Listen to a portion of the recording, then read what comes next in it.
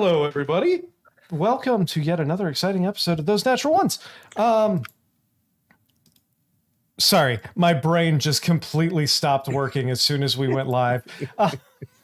Before we get started today, a couple quick announcements, starting with our next in-person, sitting around a real table, rolling real dice the way D&D was meant to be played, is this Friday, the 22nd at 7 p.m. Eastern Time. So make sure you tune in then. Chase is back, but Cassandra's gone. So, and then on Friday, it'll be... We hate each other. Yeah, it's like Batman and Bruce Wayne. They're never in the same place. No, we're beefing. We're beefing. I hate her. I hope she's watching this so she knows it. Yeah. Damn. But yes, Cassandra will be hopefully back on Friday, but unfortunately we will be down to Chase and an Emery on Friday because everybody has everything to do in the summer because it's summertime now and it's nice out. So we want to do all the things. But I digress. Anyway, we're going to get started here in just a minute. But before we do that, Scott needs to talk about the stuff that Scott needs to talk about. Yeah, guys, we have a Patreon. It's patreon.com/those natural ones. It sounded like it was going to be much more serious than that, didn't it? You made it sound like you were announcing that we had some disease or something. This did have Dr. Bad Bedside Manner written all over it. Well, that's because I still have stents up my nose. That'll do it. Those don't get come out until Thursday. At least you still have yours. Yeah. Okay. What does that mean? The mask, he's got no nose. Get it? Yeah. Yeah. Please support this madness. There are several levels to choose from and many benefits, including free levels where you can access our Discord and everything on the page. Once it becomes free, there is early access to stuff on the page where you get early access to things like shorts a week ahead of time. One of the benefits is a weekly shout out to everybody at the Pit Fiend level or higher. So once again, thank you, Les and Flora Morlat, for your continued support. Please check it out.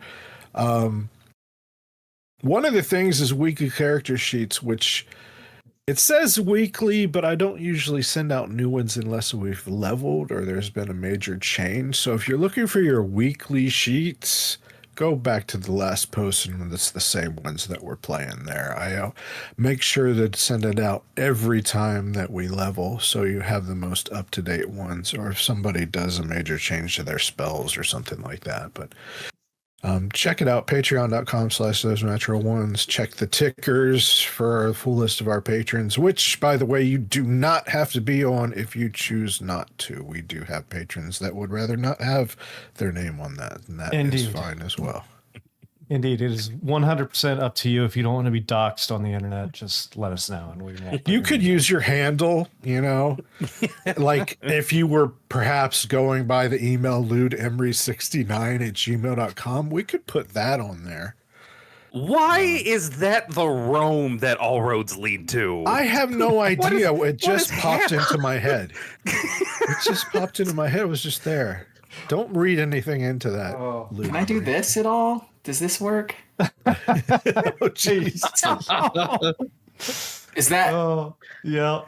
YouTube. This is not for children. Yes, right? this is listed as not for children. That box is definitely always checked. Yeah. Children don't get you money anyway. They drain you of your money. Parents, Ain't that the give truth? Ain't that the exactly? Truth? All right. Thanks, Scott. And make sure you check all that out. And if you want detailed information about the lore and the world and everything else, there is a website, thosenaturalones.com. It is not 100% up yet, but it is constantly being worked on and updated. I'm working right now on the backstory of the entirety of Thessia, including well before campaign 1 and any prequel campaigns. So that's fun to go look at. Just don't pay attention to the times yet. The times are still not completely accurate. I'm still fiddling with those. But some cool, the years is what I mean, but some really interesting information on there as well. All right, I think that's enough jibber jabbing for now. So since we don't have Cassandra, Chris, our backup lore keeper, go ahead and tell everybody what happened in the last episode. Well, first of all, shout out to Cassandra for doing a quick type up for us while she's on her vacation. So thank you to her. Her first note, though, Severin agreed to supply the mission, but couldn't manage to secure Captain Delicious. Most of the crew went to meet with the headmaster, but Duluth and Masada had more important things to do that we'll hopefully learn about tonight. Convenient. Dr. Stonewall gave us more insight into the Sunken Choir, including that there is a temple there for the Raven Queen. He also gave info about Galve, or is it Galvi? It's she spelled it wrong. It's Galvi. Okay. Gave info about Galvi and the crater there. Also mentioned that it's an Arctic environment, so we will have that to look forward to. He gave us another location that wasn't on our radar just yet, a port town by Portis called Shangjing. Shangjing. You were right. Where creepy kids sung creepy songs. Also, the crown port likely refers to Estelos on the Honto Peninsula, a former slave HUD. Learning that we are going to a sunken island, we head to an alchemist to get potions of water breathing, despite Helena's insistence that the Raven Queen will help us breathe with thoughts and prayers. Unfortunately, water breathing potions are stupid expensive, so Gao randomly dumps his entire money sack out onto the counter as a deposit. They then went to the Lantern Supply warehouse to see if they could find any clues about whomever was trying to meet with Gal the night before, but it has been diligently cleaned like a crime scene. We do find a pretty vase Raya suggests stealing to give to Severin as a hostess gift, but the symbols depict a sky city, so Doc decides to pocket it himself to study later. We return to base where Severin says he secured his passage on a ship up the Shui River, and also Papa warbuxed the remaining balance of the potions. Captain Dorian Blackwater will meet us at the dock the day after next on the ship the Skipjack. Severin gives us a contact at the Stout Cloak Academy, an elf professor by the name of Professor Mandralis. Is that the right pronunciation there, Nick? I believe so, yes. This is what Ryo wants to ask at the Stout Cloak Academy. All right. I think I read one note too far. Yeah. But that was pretty much. Mandralis. It was a heavy lore dump episode. So if you want to go back an episode and watch that because you missed it, you probably should. Heavy lore. Indeed. All right. If you're part of the cast that has no idea what's being talked about, you probably should as well. It's a little thick with lore. All right, and just a piece of information that so you would have to your travel would be from Woldenberg around the northeastern coast of the Hofsfeldian Empire into the Shui River, which would take you up close to Hofsesel, which is the town that you were headed to then charter another boat to go check out that archipelago where the potential sunken temple is. Now, as the rest of the team was out investigating discussing with the professor and finding these clues, Duluth and Masada went off to do something on their own, either together or separate, depending on what you were wanting to do, mainly because I didn't want to have to role play you two as well. So let's take a step back. What would the two of you have been doing while the rest of the team went off to discuss these potential Loom Codex things with the professor at the Waldenberg University. I think it makes sense that I kind of established that Duluth is not a group project person at the last library scene. So I thought he would head off on his own, sneak out in the morning to the other university in town to try to do a little research on his own. All right. So you were heading to. Oh shoot! I was in such a rush. I don't have half of my shit pulled up.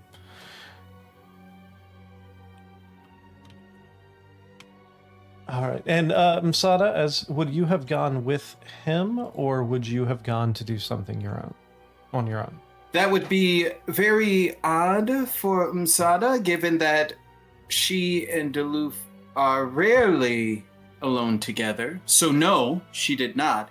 What she would have done, though, is being unhappy with her progress towards understanding the symbol and moving based on Severin's recommendation that, maybe this library, or maybe not this library, but one of them in this fair city might be able to help. Msada would have independently also have gone to the other library.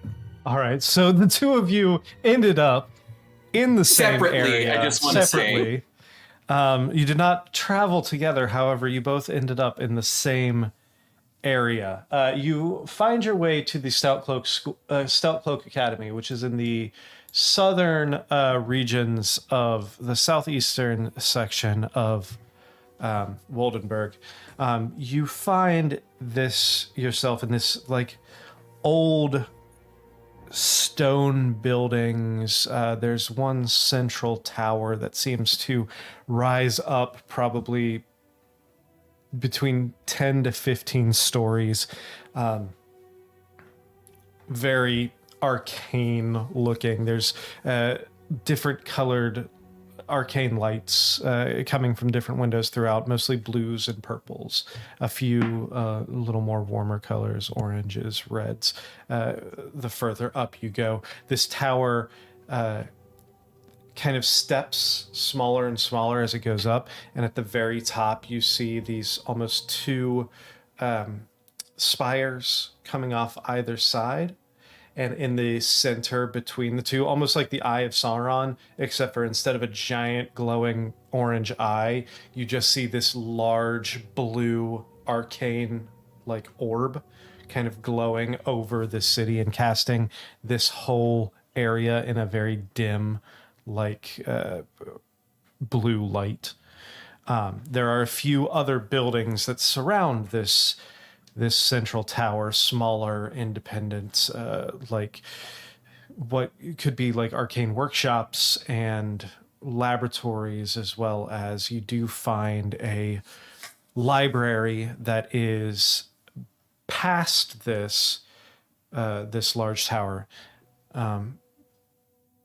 A few 100 feet past, you find at first what seems like a smaller building, probably only 2 stories tall. Maybe you look at it and there's maybe 5 or 6 windows on the front and one large central door, but which is hanging open, and you look in and this building seems impossibly large on the inside, and you can tell that just from looking at it from the outside.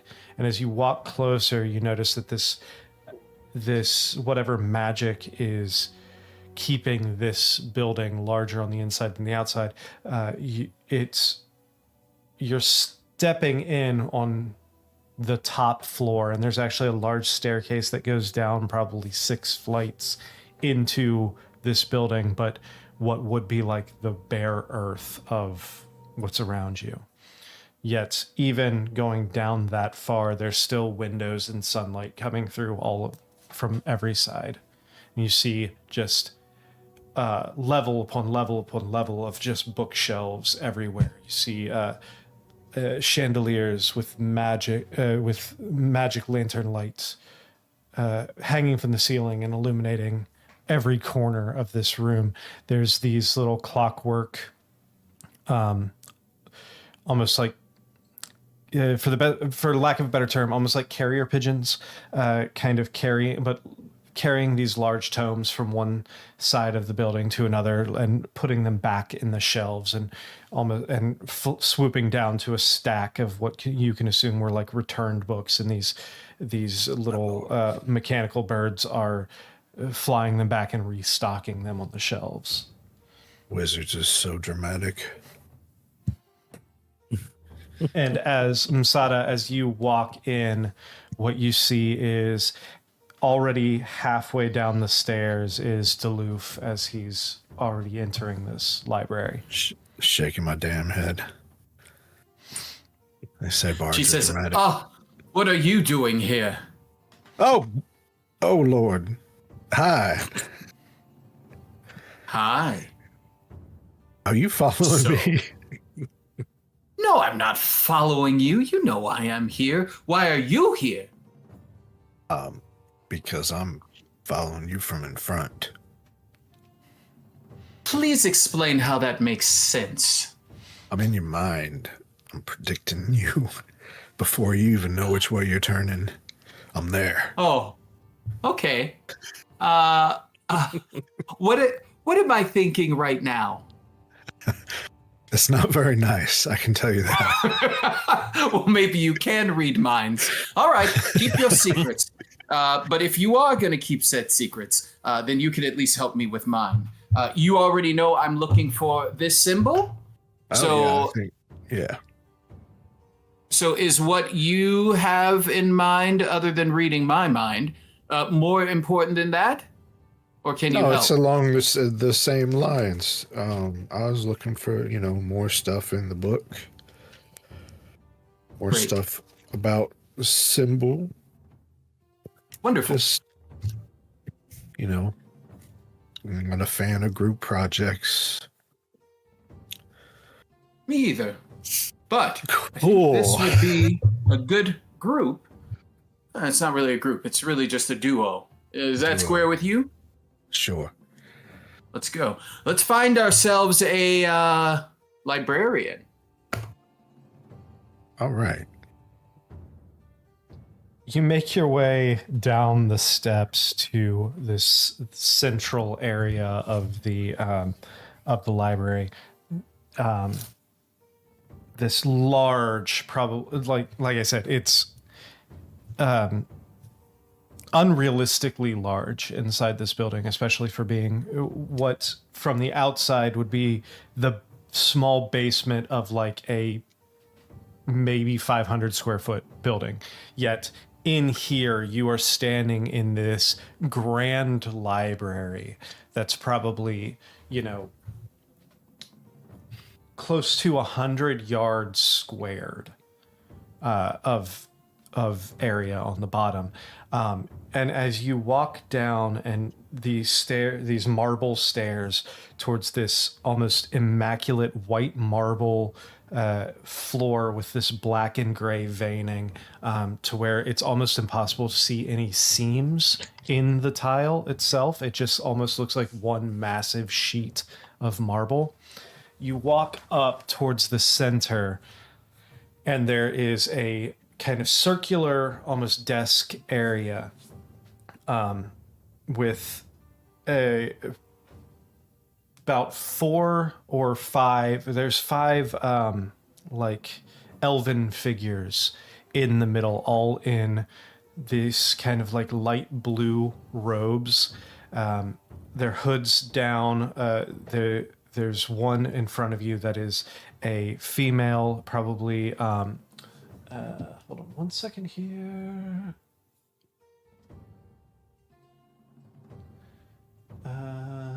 Sorry, I lost it. Give me.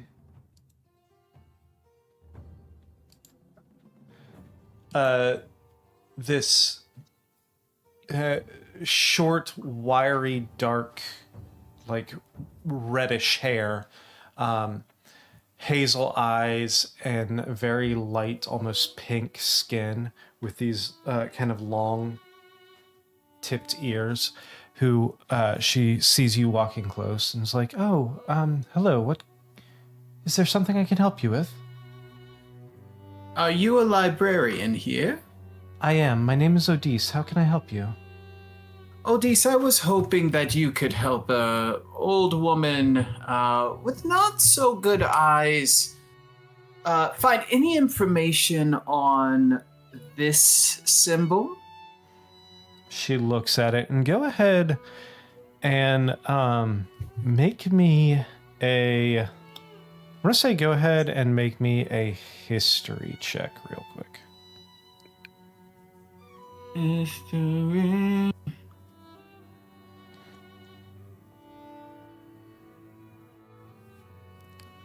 That is as average as you can get. That's a 10. She looks at it and she's So like, I'm asking the librarian. I know. I have to have you roll to see just how much this librarian knows more than anything else off the top of her head. She's like, that symbol looks familiar, but I can't quite place it. I think we might have, give me 1 second. And she kind of turns slightly and goes to the left side of that circular desk and kind of goes underneath and starts flipping through a few pages of parchment, loose leaf parchment down there before she pulls this one out. And she's like, okay, yes, there was a reference to a symbol that looked very similar to that. It's if you wouldn't mind following me, I can take you to the section where I saw the book with it. And she exits the little circular desk and starts leading you back towards like the back right corner of this first floor. As she takes you back, you see on the edge there's like aisles of books, and at the end, almost at the end cap of each one, there's like different artifacts. One has this almost immaculate suit of armor with intricate embossed designs on the steel plates. Another has a large globe. Another has these intricate like scroll work with this black feathered quill that seems to be perpetually writing by itself on the scrolls. A few other random objects and antiquities. She walks you past this one kind of glass display case that's showing two silver bracers with this intricate like ivy weave design on them, and down into the aisle past then you see just rows and rows of these thick leather-bound tomes. She takes you about halfway down before reaching up and plucks one book, this like dark maroon leather-bound tome that's fairly thin, but she pulls it out, and on the cover you see this embossed, inked, just looks like a sword and a crown on it. So she starts flipping through the pages, and what you see is there is on one of the pages is almost the entirety of the symbol, but not quite. It's missing a few details, but it's close enough to that you can tell it is an approximation of the same symbol. Just whoever drew it was missing a few key details to it. But she starts reading. She's like, this is discussing a battle long ago. It's talking about a battleground near the town of Sano in the kingdom of Shan, and how there were soldiers who wore this symbol emblazoned on their armor, It talks about a small regiment of these soldiers who seemed to almost predict movements. Their speed seemed unnatural, almost like they predicted movements of their enemies before the enemy even knew what they were going to do next. Kind of like how I followed you here. Oh, Christ. Wait, Christ doesn't exist in this world. What's a common god? Oh, Sehanin. Who, Sani? Sehanin. Oh, Sehanin. Okay. Didn't ask you. Who was the leader of this This is why I army? hate group projects. Oh, you'll be useful at some point. You could always go with sweet ass booty boy Orpheus. That's right. I love it. Where is... Hold on, I need to... Sweet ass booty boy Orpheus, not again. His name just always comes out of nowhere. Catches me off guard. Give me 1 second. I gotta find... Oh my gosh, I have too much stuff. If you're looking for dignity, it's not here. Yeah, exactly. No, this is the problem with having so much lore and making this such an open world, is having to search through everything. I'm sorry I'm like this. No, you're fine.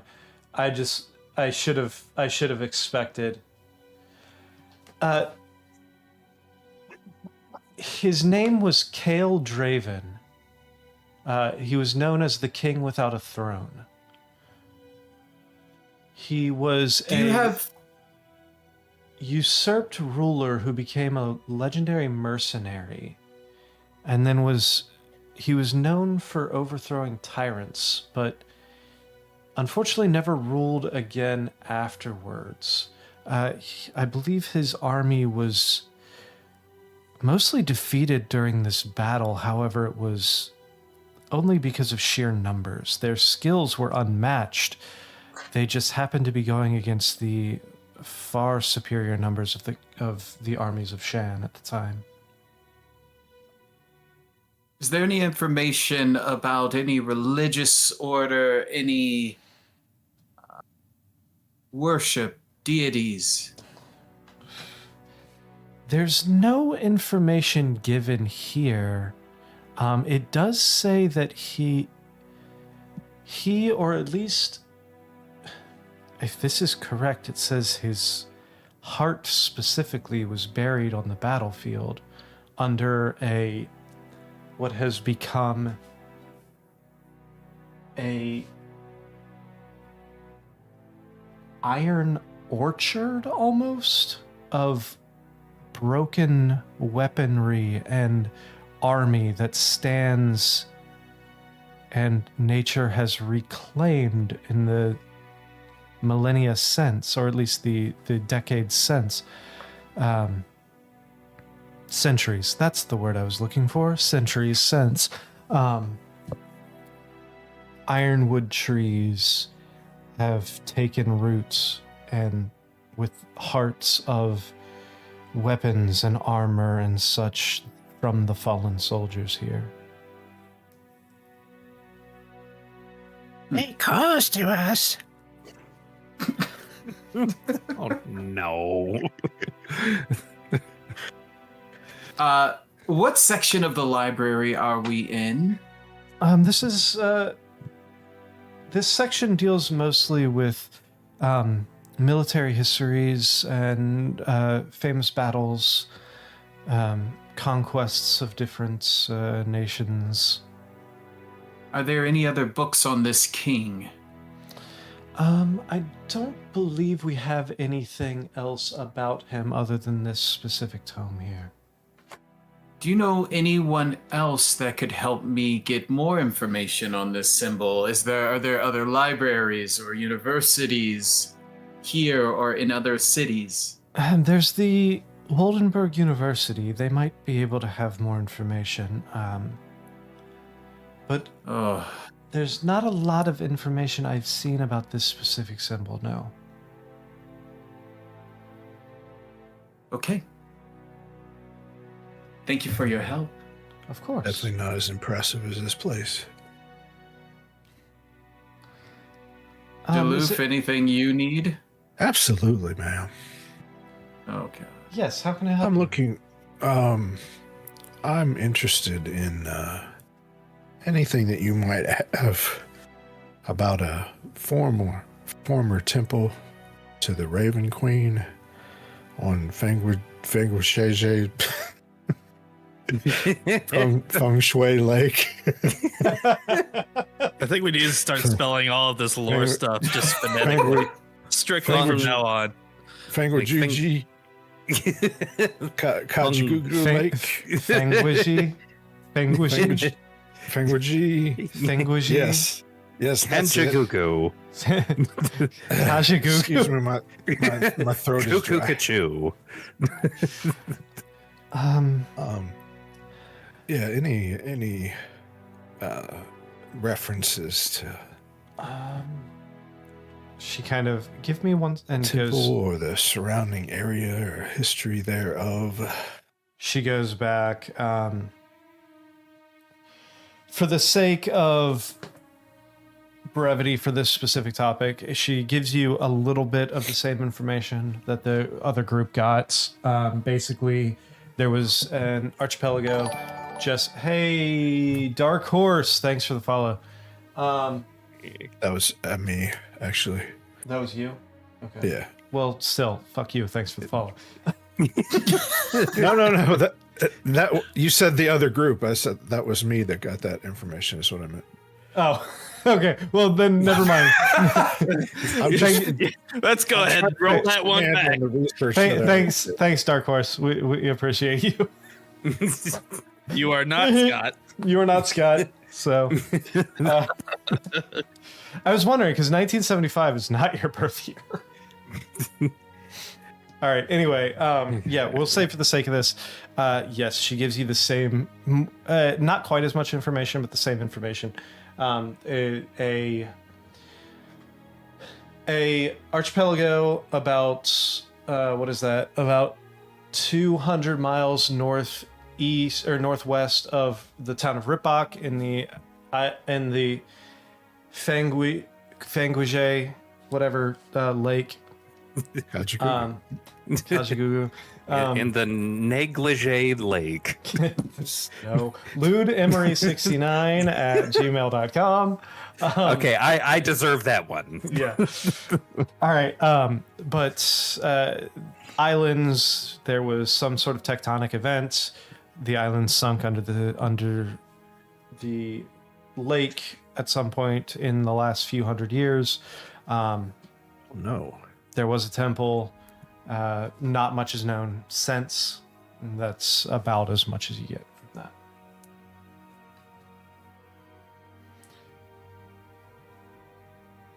So the archipelago sunk. Do we have any information on the surrounding area? What it is like today? In the lake itself, or Well, I think did the whole archipelago sink? there's a few. I'm trying to remember exactly what I told them last week, but there's a few like spires that still stick up over the water's edge. So you'd be able to find it by finding those like black spires. That kind of like, because they're like shale, basically like shale spires that are sticking out at least probably 20 to 50 feet high, is all that really remains from the archipelago. It is the lake itself is pretty well mapped and well charted. So if you get an experienced captain, they can more than likely be able to get you to that area. Specifically when you're dealing with a sunken archipelago like that with those spires still up.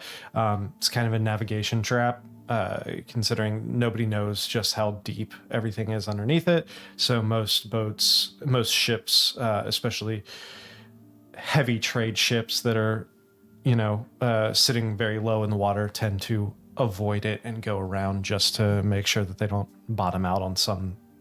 It's like in Something the middle unseen. of the lake. Is it close to a coast? It's pretty much smack dab in the center of the lake. Well, The center of the northern portion of the lake. and those spires are barren, not likely inhabited. More than likely not.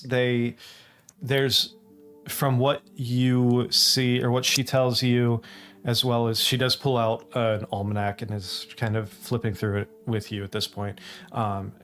What you can see, it looks like these are very like almost sheer cliff faces. So it would be very, very difficult to live on them. It might be possible. Hey, fuck you, AI viewers on streamboo.com. It may be possible. References to sailors passing by in the night Yeah. and hearing a distinguishing cry.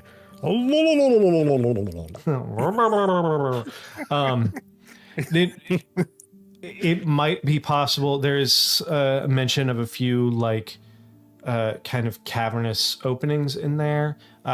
They haven't really been explored. It's possible there might be some form of like cave system inside this, or they might just be just a few almost like pot-marked caves. Okay.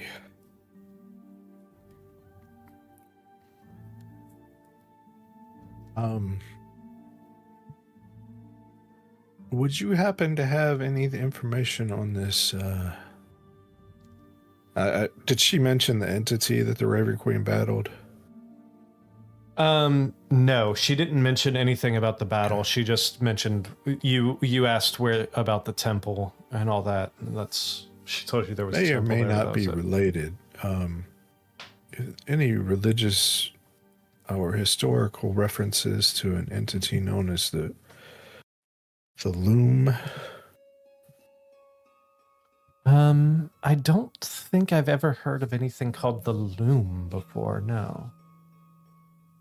Fractured Loom? No, is that some sort of like archaeological discovery or something that you're searching for? Just a story that I heard in relation to these long past islands. Yeah, I'm not aware, and I haven't read any specific stories that have to deal with anything that could be referenced by the Loom, no.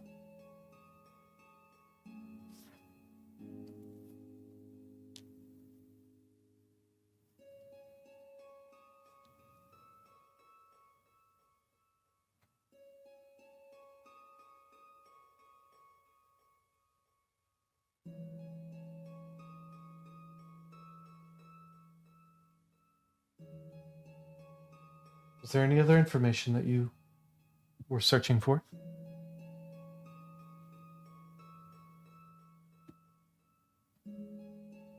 Me personally? No. Not unless you've discovered something in the last 5 minutes. I wish I did. I wish I had more information for you. Oh, you've done well enough. Thank you.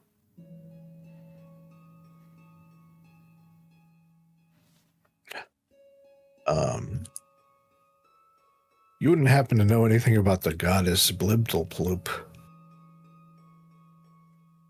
I'm sorry. Did Is that bless you?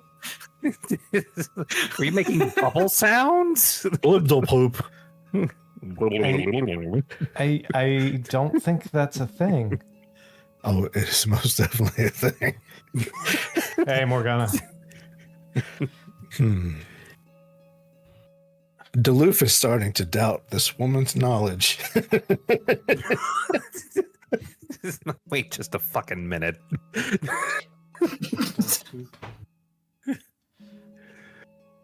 All right. Is there anything else that you want to discuss with this woman? No, it's just fun name No. to say. Blibdleploop. All right. Do you want to say that you, because there's a few things that Cassandra said that she wanted to ask at the Stout Cloak Academy as well. Do we want to just go ahead and have you ask those things right now so we don't have to roleplay Raya coming over and doing all that? Specifically, she wanted to ask about page 21, which is the interfering groups. Specifically, there was the Ashbound Circle, the Agent Inquest, and the Silent Ledger. So I have you know what? I actually do have a question. A friend of mine asked what you just said, and I'm going to reiterate it exactly as she wrote it on this piece of parchment paper. Of course. Let me take a look. Ta-da! Since I had you roll last time, Duluth, you're there. Why don't you go ahead and roll me a history check? Okay.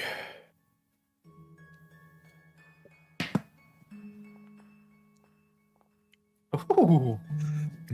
Yeah, that's how you do Good God. it. That is a natural 20, everyone. See, it's not that hard. I swear to God. So these three groups, it's interesting that you're looking for these three groups. We do have information. It's scarce at best, but there is a little bit of information about each one of these. Starting with the Ashbound Circle.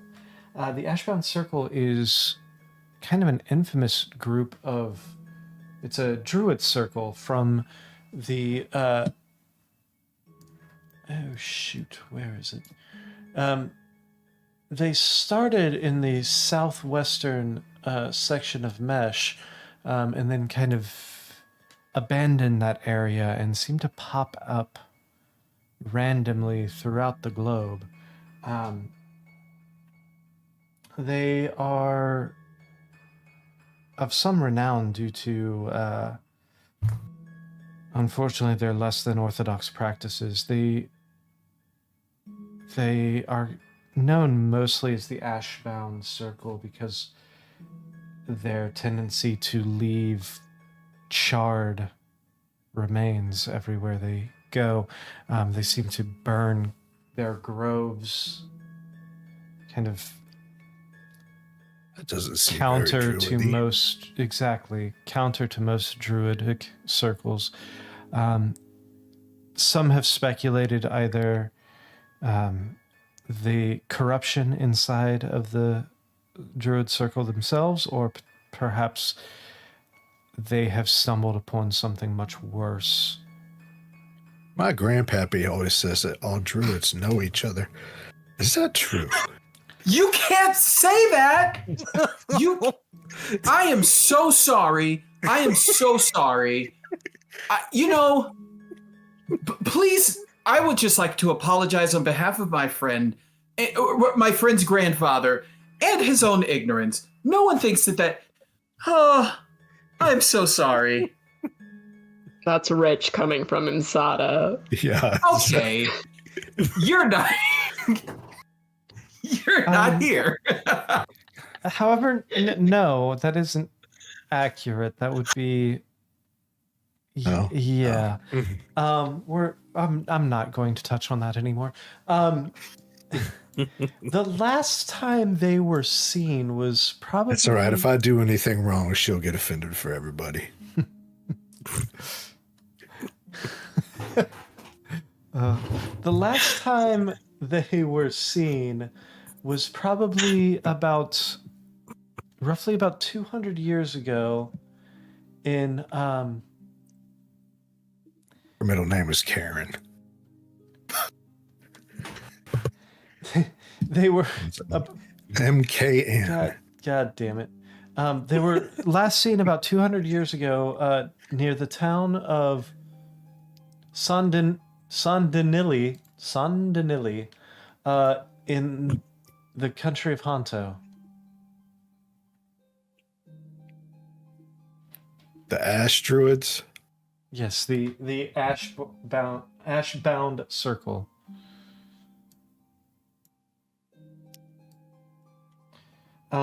As for the Silent Ledger, not much is known about them. It's kind of a shadow organization. They... It's said, it's more whispers and speculation. There's no actual documented history of them. It's said that these merchants kind of run... It's almost like a cabal that runs all the illicit goings on throughout the entire world, or at least this side of the world. It's said that they have agents in every major city, every major port and town, but finding them is practically impossible.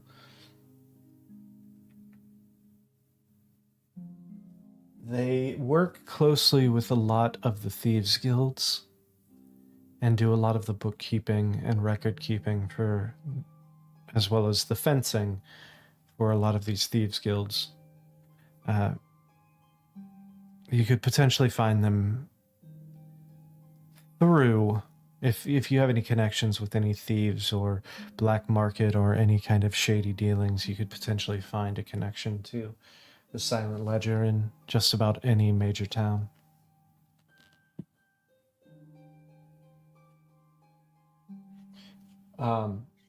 The Argent Inquest. This is also kind of an interesting group. I don't have a lot of information about them. There's mostly... It's speculation and rumor again that they're potentially another branch of the same cabal. More of the... Whereas the Silent Ledger is more of the bookkeeping and kind of white-collar criminal organization, if you were. The Argent Inquest is more of the muscle. They're the hunters, bounty hunters, assassins. If there's something dark and illicit you need accomplished, they're the ones that you would need to find. They're the ones you would talk to. It's said that they're bankrolled. There's rumors that they're bankrolled by the wealthy elite, but unfortunately, there's nothing that has kind of tied those two together yet. At least no hard proof. However, a lot of people who tend to disappear, and it's kind of speculated at the hands of the inquest, typically are the ones who make enemies of more of the upper crust of Thessia. Like the Irradiati. Very similar, yes. Hmm.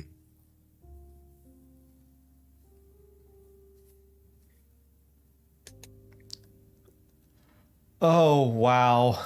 Morgana, that's a quote right there. What did she say? I'm thinking too much about it. I think if your nipples align with my belly button, you might be tall enough to ride. What? Oh, I don't Valor? know. I didn't see the rest of it, but that's all I saw. It's always fun when Widget and Morgana are going back. They and were forth. talking about Msada's height requirements. Excuse me, ma'am. My eyes are down here.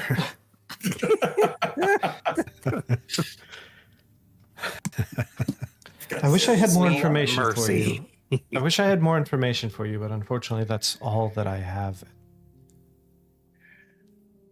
It's okay. Our friend isn't here to ask any follow-up, so you may have answered all of her questions. She would probably like to know where you got that gown. Oh, this She's is Oh, a that's standard true. issue for the college library. Oh, you didn't do any like spiffing up yourself. No, unfortunately, that's kind of frowned upon. As you see, and you look around, and everybody's wearing basically the exact same robe. They let you have any pieces of flair. 13, exactly. Oh no. 13 max or 13 minimum? Or, 13 max. oh. They have to be He's got a small. sense of humor. Fantastic. About to have Thank a you case for of your the help, madam. Tuesdays. All right, so as you all leave, we'll say it's about the same time as the rest of the group is leaving the Waldenberg University, and you are able to meet back up if you so choose, or Makes if there's it anything possible. else. If there's anything else that you would like to do. No. All right. I'm assuming at some point you all go back and buy those potions of water breathing. So go ahead and somebody keep track that you have, what was it, 8 potions of water breathing that you bought for a grand total of, I think it was 2,000 gold. Good Did God. Daddy Warbucks cover my deposit too? No, he just covered the 1,800. Sad. Oh no. We need to make more money so Gao can dump it all in the in every financial interaction. Oh God. We need to take We'll him have a to bunch of like worthless collector's plates and Like Chuck E. Cheese tokens. this is look guys, I own part of this bridge now. And just so you know, Duluth, we did find out last week that you can breathe underwater. So Oh yeah?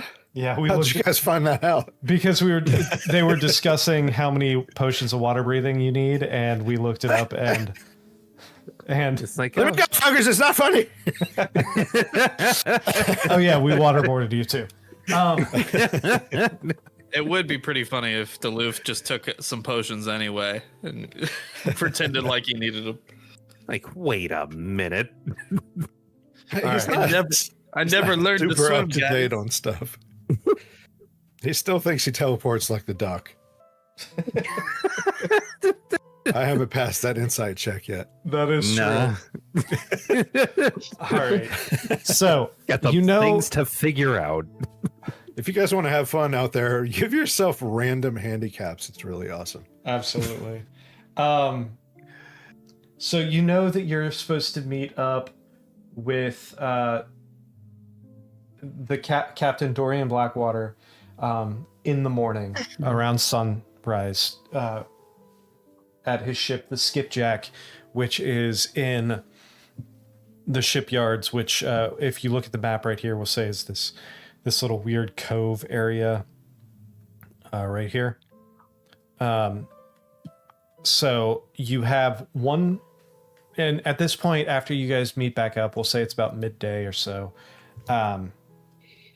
or well, no, because you guys, we'll say it's a little after midday because I think your appointment with the professor at Waldenberg University was until about 2 p.m. So after you guys meet back up, we'll say it's like mid afternoon, maybe like 3-ish. So you have the rest of this evening and then the night to do what you will before you meet up in the morning to head out towards the northern coast of the Hofsfeldian Empire, which, you know, I think he said it would take about 18 days on sea to get there.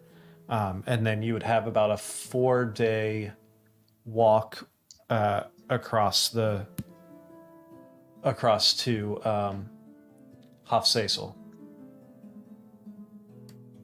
So, what would you like to do for the rest of your time here in Waldenberg?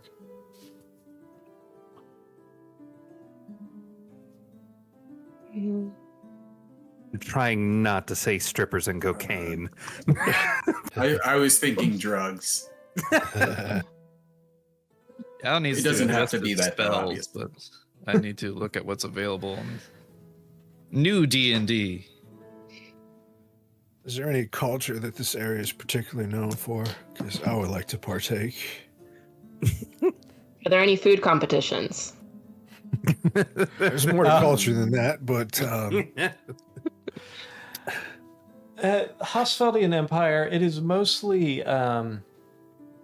there is a lot of high elf influence, but the majority of this is more like human-based culture in Hofsfeld, mostly. with the high elven influence, there's probably a lot of dancing where you don't touch each other. Probably, yes. You have to leave an arm's length in between for, Bahamut. Yeah. Did you say Bahamut? Bahamut, one of the gods of this world, is just a big old platinum dragon. Yeah. Big old All right. space. Bahamut. Bahamut. Saying his name has a big old Dorime sort of vibe to it. Bahamut. Leave enough room for Bahamut whenever you go dancing. All Your right. chaperone will do it for you if you don't.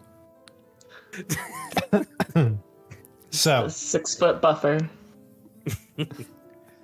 is there anything else that you want to do, or do you just want to fast forward to? I would want to go see some culture. You want to go see some culture? All right. What Yeah.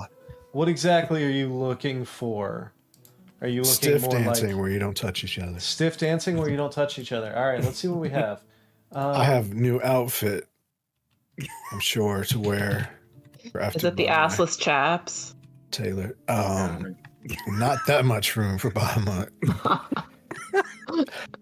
Bahamut's room is on the outside. Oh no! God damn it. Oh my god, not the fan fiction. LewdEmery69 at Yeah. gmail.com. Please send all of your lewd fan art to LewdEmery69. It is a real email. It Please is send- Morgana. I'm Wait, looking it is? yeah, it is. Yeah. LewdEmery69 at this gmail.com conversation. is absolutely a real Wait a email. second. Tell And them it's real. Morgana, we are waiting for your submission to our lewd fan art collection. I am so pleased with this news. I had no idea it was actually real. Absolutely. Today is such a better day. So, we have a few Chris different made it just options. knowing that having Emery's name in there would make him take ownership of it. So we have a few different options. There are multiple I didn't do it. casinos, taverns. I'm trying to keep us on track here, and it's failing miserably. Yes. We have Oh, motherfucker, I want a do-si do. casinos, taverns, brothels, dive bar, raucous dive bars, members only club. What are you looking for? Oh man, I didn't have her make me one of those jackets. I feel like you mentioned casino. You're heading to a casino? I feel like Duluth was going to a raucous dive bar. You don't need a link. It's just email address, lewdemery69 at gmail.com. Morgana. That's all you need. Absolutely. Oh. L-E... Where's the paper? Where's the paper? There's the paper. lewdemery69 at gmail.com. I know it's a pen. I need a Sharpie. I'm sorry. I was looking for my sign. The things right. I do for this channel. I'm so looking forward to this. All right. Was that a casino? Yep, Is that's that what what I you said. And Do you think going they to have casino? bottomless crab legs? I mean, possibly. That one better. Can you see that one a little bit better? Yeah, there you go. That's good. So you can make your way to a place called the Starling's Belt. It is a casino on the outskirts of town. Are you all going to the casino? Yeah.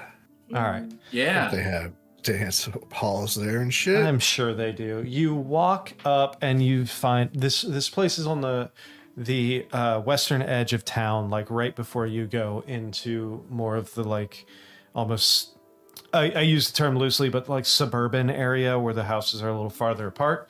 And you see this pretty large, like 3-story stone building, and these like magic mage lights throughout with these like blues and reds and everything kind of illuminating out front. See this large double oaken door that is open, and you just hear this ruckus, not this music. Let me get something a little more.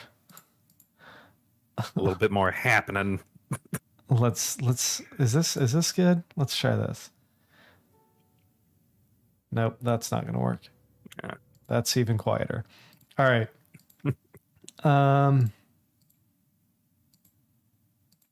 Yep. Let's see what we got here. What's this? We'll try this out.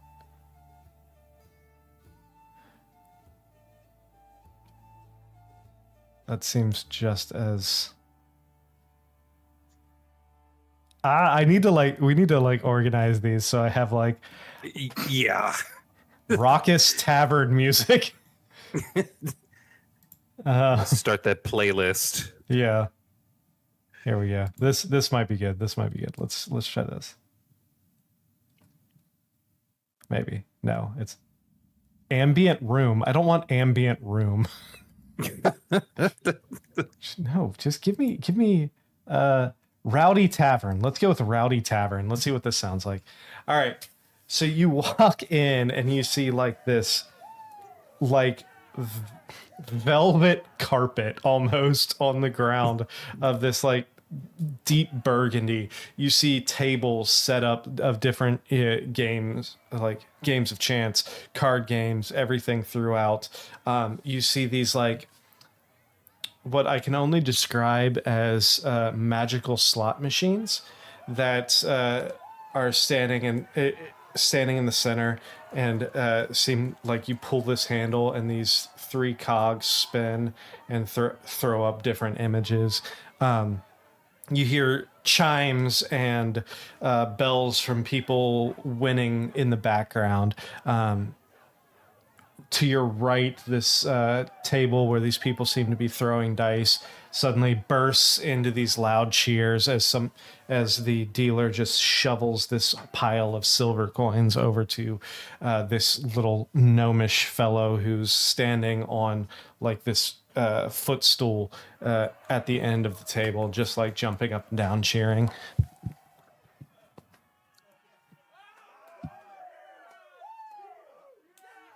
Well, this place looks like fun. Why'd you cut off the chuggings? Sorry, hold on. I didn't mean to turn it off. I meant to just add.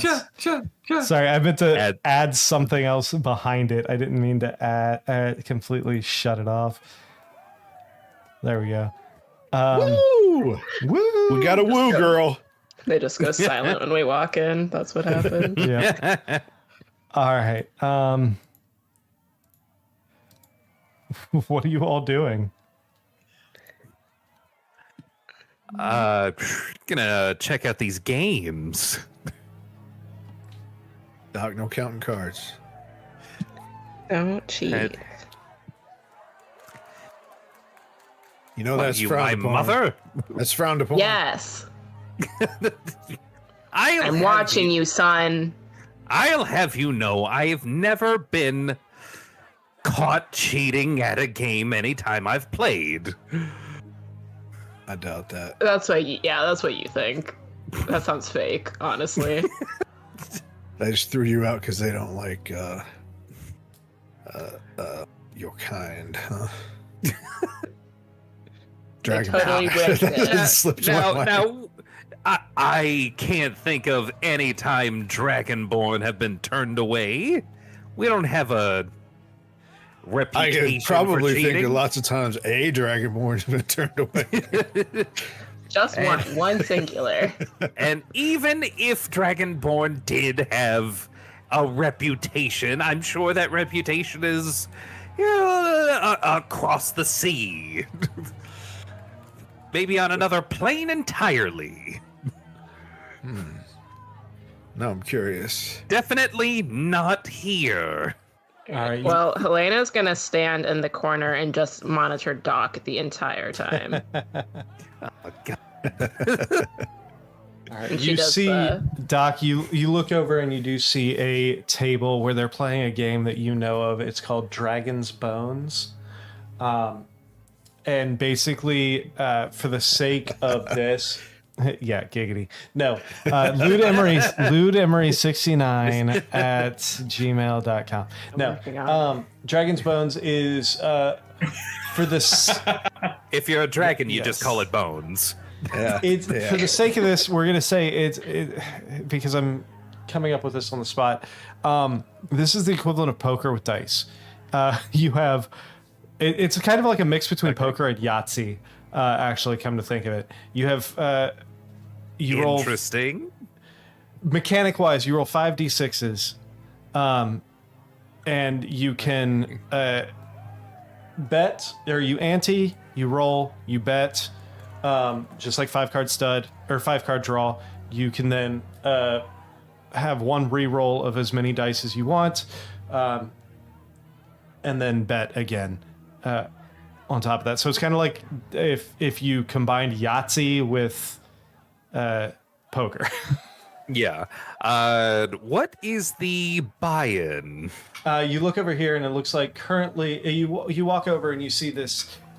It's kind of like a half circle table, and there's currently one kind of dwarven figure sitting at one of the edges. He's got this shaggy white hair it looks like he hasn't slept or combed his hair in a few days. This big matted or like ruffled white beard that's kind of like going everywhere. And then you see behind in the little crook of the half moon, the dealer spot, there's this little gnomish fellow gentleman with like this kind of dirty blonde hair, like slicked back in this almost like wave. He's got this little almost like 3-piece suit on, these little golden rimmed spectacles.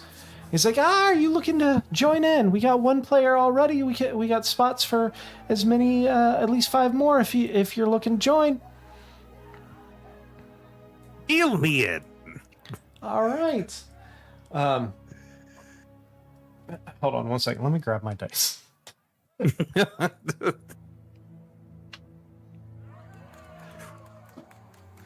Come on, dice. Come on. Papa needs a new alembic.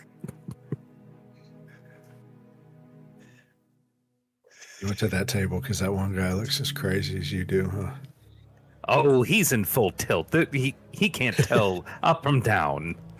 I'm sure I've got this in the bag. All right. All right.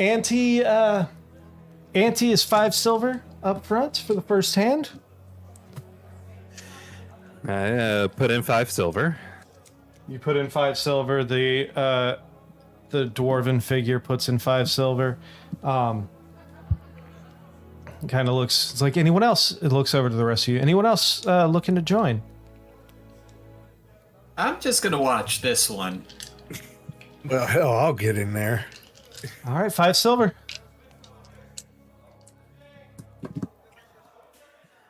So that's 5 from Duluth and 5 from the dock. Anyone else? Helena, Gal.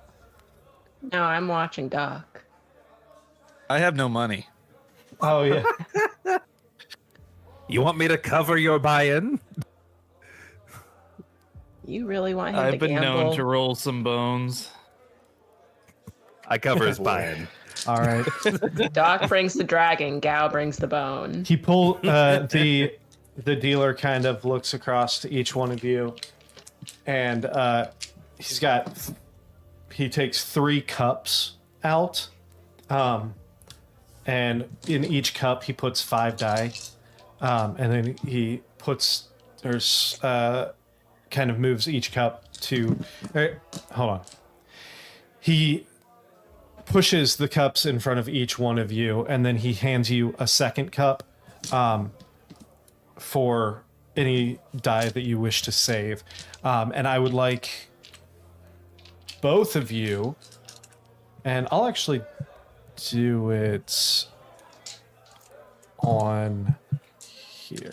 I'd like both of you to roll me 5d6. Do it as private rolls. Private roll. Okay.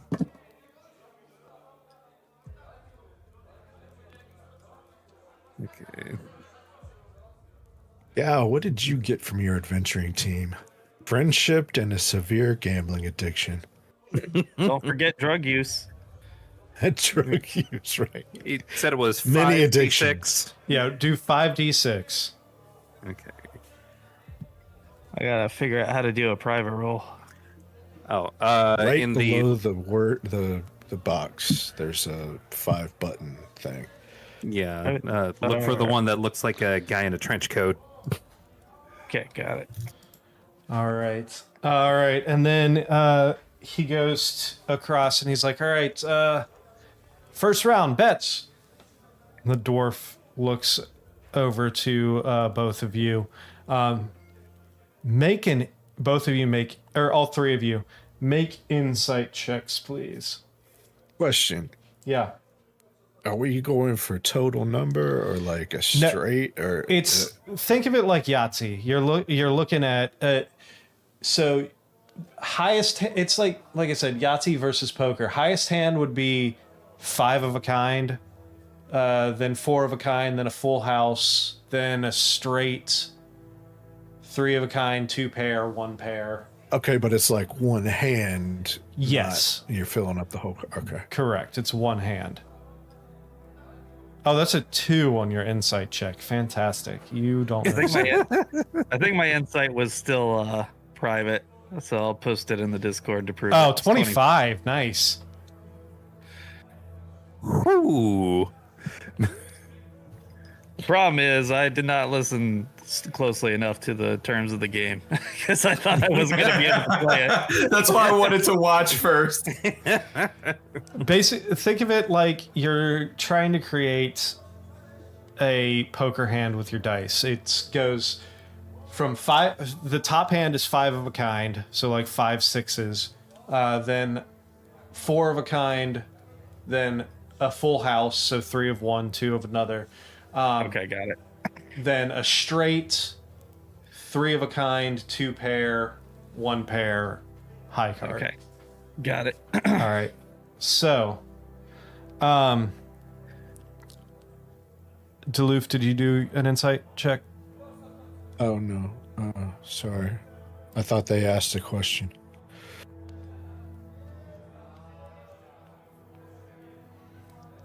$18. 18. All right. The dwarf goes first, and he kind of messes with the coins in front of him, throws in 15 more silver to make the total 20 currently. Doc, you don't really read anything. Gal and Duluth, he seems legit.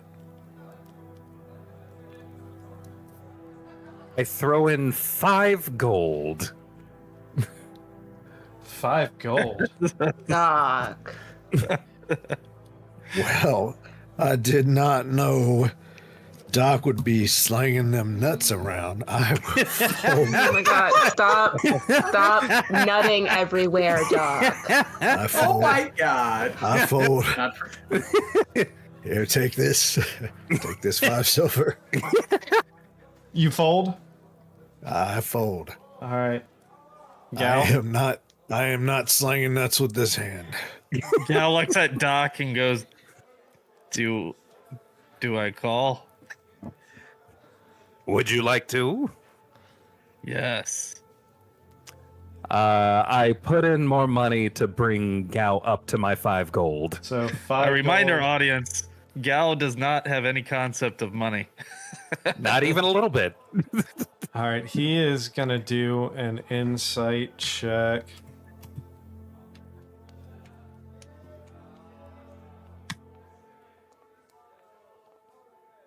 Oh, he doesn't notice whether or not you look fine.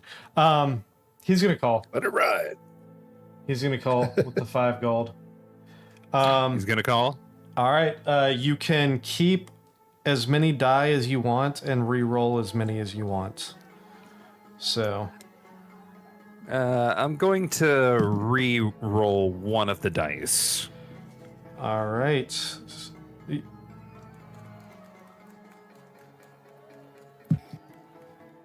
I'm taking pictures of mine so nobody thinks that I'm cheating.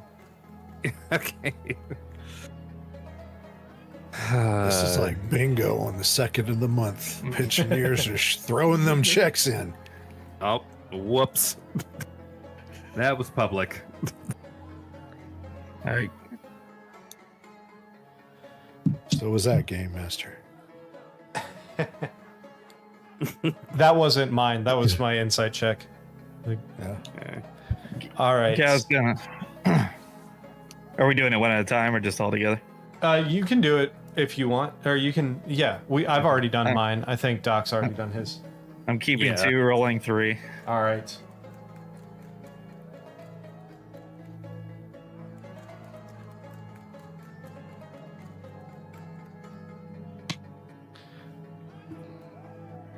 All right. As you do that, now he's gonna go around. He's gonna roll another insight check. Oops, I forgot the /R.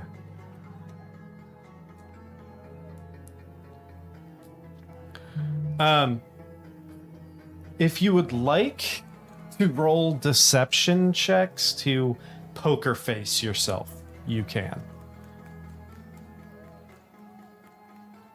Good thing I have a mask. The DC, yeah. the DC will be 17 for whether or not he can read you. Okay, it was private, but mine was 15. That's fine. I can make it public.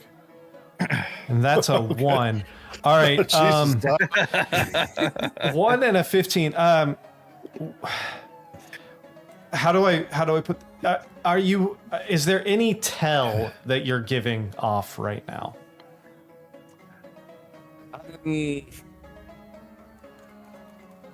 There is, and it's just constantly looking at the dice cups. It's All right. like, Gal, is it do gonna you do have? it? Is it gonna do it? Gao is like obsessively chomping his teeth. Oh God! All right. He's gonna look across to both of you, and then he's gonna start flipping through the coins. And he's gonna throw in, after seeing you throw in the 5 gold, he's gonna throw in 20 gold.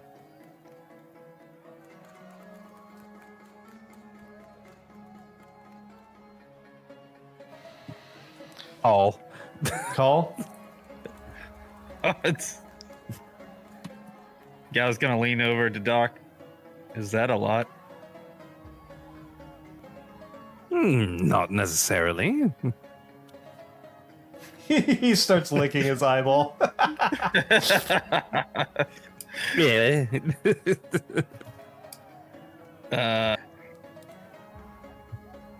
Okay, I call, I guess. If You it's call? not a lot. All right. So that is 20. This is about to go terribly. All right.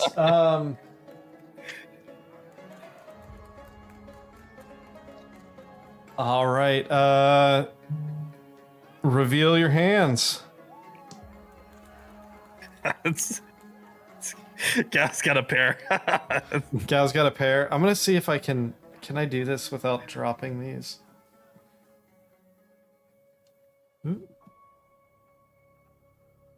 I'm assuming the only way you can get the full straight is if you have all 5, right? Can that? Can I attempt to sleight of hand the I don't dice know. little bit before I reveal? I don't know if anyone can see that or not.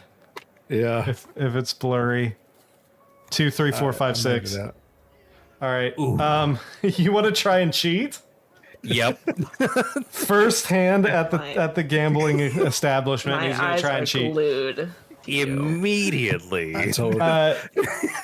You rolled a 1 just a second ago. I did. I mean, you Say can to Zelena, get that bow ready.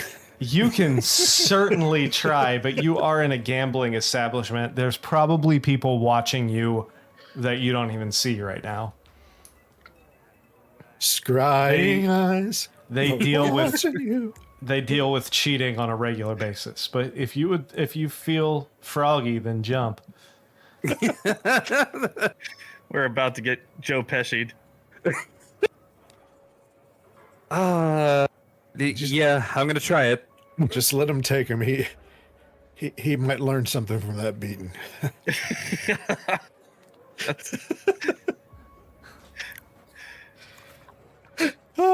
How's a 16? Old. I'm just. What do you mean? So this is going to be for the dwarf that you're going against. Oh, he doesn't see anything. Now we're going to do the gnome. Oh, come on, big money, big money, big money. He would No have, whammy. He would have proficiency since he's a gambling. He's a gambling man. He's the dealer, so he would have proficiency in perception. So we're gonna say Good widgets comment. that's a natural 20. It's like, and as you try and flip the dice. Some people leave trails of broken hearts. Dr. Parmbert leaves a trail of establishment he's been banned from. So, how exactly are you attempting to cheat here? What does this look like? Given that it's dice, I'd sort of attempt to, like, with the cup, sort of like have a dice on the end that when I reveal it, I kind of like try to flip one of the die over as I'm like opening it to reveal. Just kind of. And as you do that, what was the die and what is it flipping to? The die. Flipping to the Let's next table. It's about So I had just all cards on the table. I had a 1, a 2, a 4, a 5, and a 6. I did a legit reroll of the 1 to get 2 5s. mm-hmm. But I tried to finagle that 2 into something else.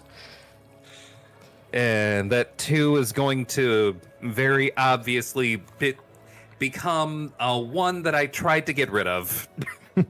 So you flip that, and the gnome's like, hey. Oh well, you apparently suck at cheating anyway. This is your one warning. If you're caught cheating again, you will be kicked out of the establishment, and any winnings will be confiscated by the house. However, winner, and you can mark off, what is that, 20, 40? That's 40 gold out of my pocket. That's 40 gold plus the 5 gold of each, plus the 5 silver. So 40, what is that, 41 gold and 42 gold?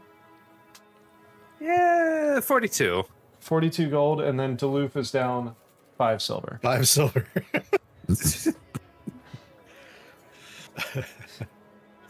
Are we winning? The dwarf like barely even acknowledges anything and just kind of pulls the coins as winnings over. Another hand? You can do one more hand. One more hand. All right. Who's I've got who's to up? join in. I need to be a part of this memorable occasion. Is that gnome hiding a bowler hat over there? Might be. Duluth, you're joining? Yeah. Doc, I think I can win it all back for us. Just, I feel good about this hand. Just one more. Just one more. Gal? We got this. Yeah. Yeah. Helena or Easy, Imsada? easy. No. You can't see it Oh. because of his mask, but Uh, Yao is sweating profusely. I still don't know the rules, but can I just roll and see what Absolutely. happens? Absolutely. All right, I'm in, but I have no idea what's going on. All right. 5 silver ante from everyone. It's Oh, did I win? Raise. like I said. It's a mix between poker and Yahtzee. I don't know how to play either one of those games.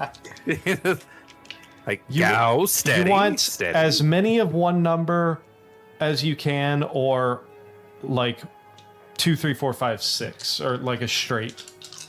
All right, so roll me 5d6. D6 and then 5. Make sure it's private. Yeah, make sure it's private. Oh fuck! How do you do that? I know that you guys were talking about that, but I totally did not. Hold on, pay attention. I can There's make a little private. guy There in you a go. trench coat. Icon. Did that work? Trench Make coat private. icon. There. It's we still saw it, but Oh, you did. yeah. Is it? Oh wait. I'll have you Where reroll. would that? Where I'll would that delete be? it. Little underneath the chat log, there's a little guy in a trench coat. It's the second. Got it. All right, I'm gonna try it again. Okay. All right. Wait, where did D5 go? Or D6? D6. 5. 5 D6. As this is happening, I order drinks. All right. No drinking and gambling.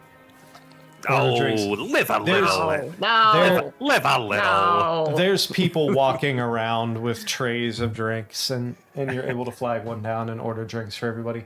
All right. First round comes.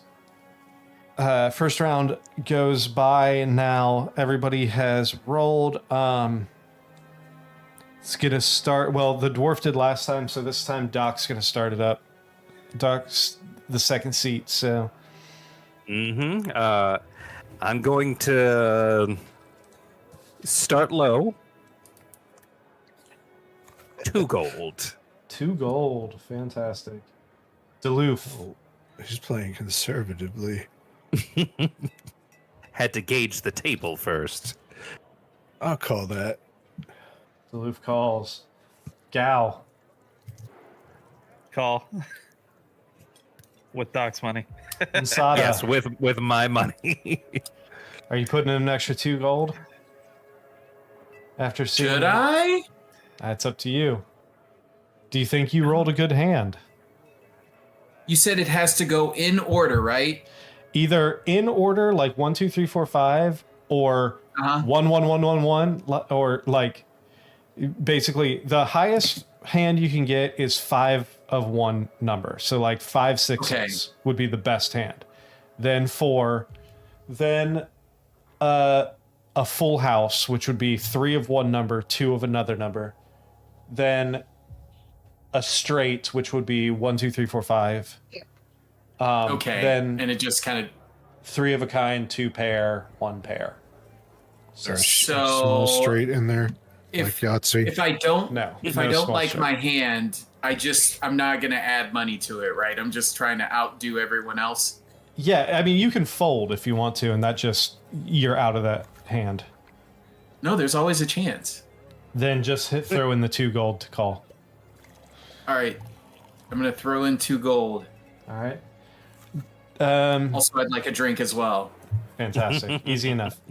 Dwarf's going to... He's just going to call. All right. You can all re-roll as many or as few as you want. So you can keep as many of the dice that you want. You can re-roll as many that you want. Okay. Re-rolling now. I'm also re-rolling now.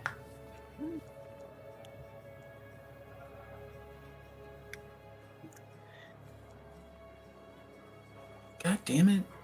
This game's... You don't... Chase, you don't have to re-roll all of them. If you wanted to save like 3 of them, you could or however many you want, and then just re-roll like 1 or 2. Wait, how do you do that? You just have to remember which ones you have, and then re-roll like 1. Oh. 1 or 2 or however. Okay, well, I fucked that up. That's all right. I'll give you a chance to redo it. So if you want to keep the ones that you had before, and get rid of like 1 or none or whatever. Just re-roll. No, it's okay. That many die. I'm gonna... you mean keep 1 from my previous roll? If you want to keep as many from your previous roll as you can, or as you want to. So you can... Okay. Yeah. So if you wanted to... If you wanted to keep... I'll keep this. I'll keep this, but I'll know it for next time. Okay. Cool. All right. Doc. I'm going to... this time I'm going to add 4 gold. 4 gold. All right. Duluth? Oh, Doc, you crazy old man. It's a good thing we don't have the person that tracks our money here. I wonder if she's watching and having a conniptic. Conniption. Yeah. I'm gonna go ahead and fold. You're going to fold? All right. Yeah. Gal? You gotta know when to hold 'em. Oh, I'm feeling lucky. I feel the winds of Lady Luck Oh on. my god. Oh. Oh. Gal. Let's go, Doc. Oh my god, Gal. Are you calling? Are you raising? And how you feeling about your hand? We should raise. You should definitely raise the man with his own money. I definitely think you should have that experience. You should have that experience at least once in your life. Raise the man with his own money, Gal. Rise up. Okay, Gao, you feel good? I feel so good, boss. I feel so good. Are you feeling it now, Gal? How much would you like to raise? 2 pruntinis over here. 2 pruntinis. No.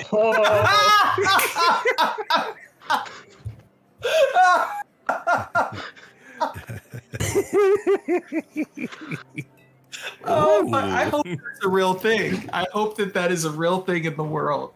It's like, It is now. That can be our next cocktail. Oh, Okay, no, now- absolutely not.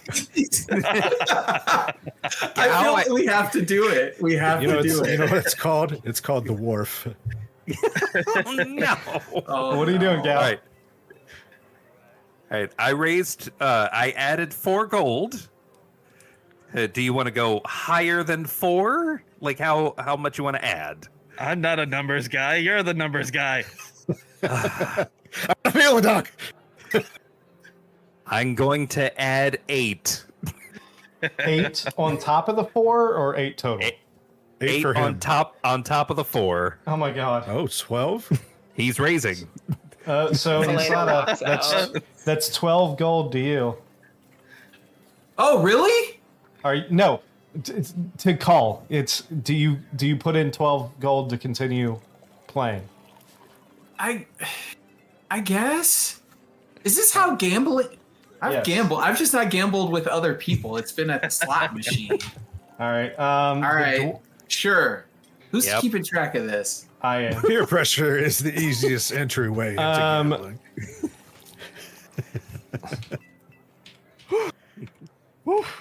Doc, you should have told me about this earlier. Dwarf's gonna take a look around at all of you, and he's probably not gonna see much. So he's gonna think he's good. He's gonna call 12 gold. All right. Doc, are you calling? That takes it back to you. You're putting in the other 8. Yep. Calling. All right. All right. Going around, Doc. What do you got? So I, with the reroll, I've got a full house, basically. Full house. 2 3s and 3 5s. Fantastic. Gal. I have 2 pair. 3 2 3 pair. 6 6. Masada. Oh fuck! I forgot to roll.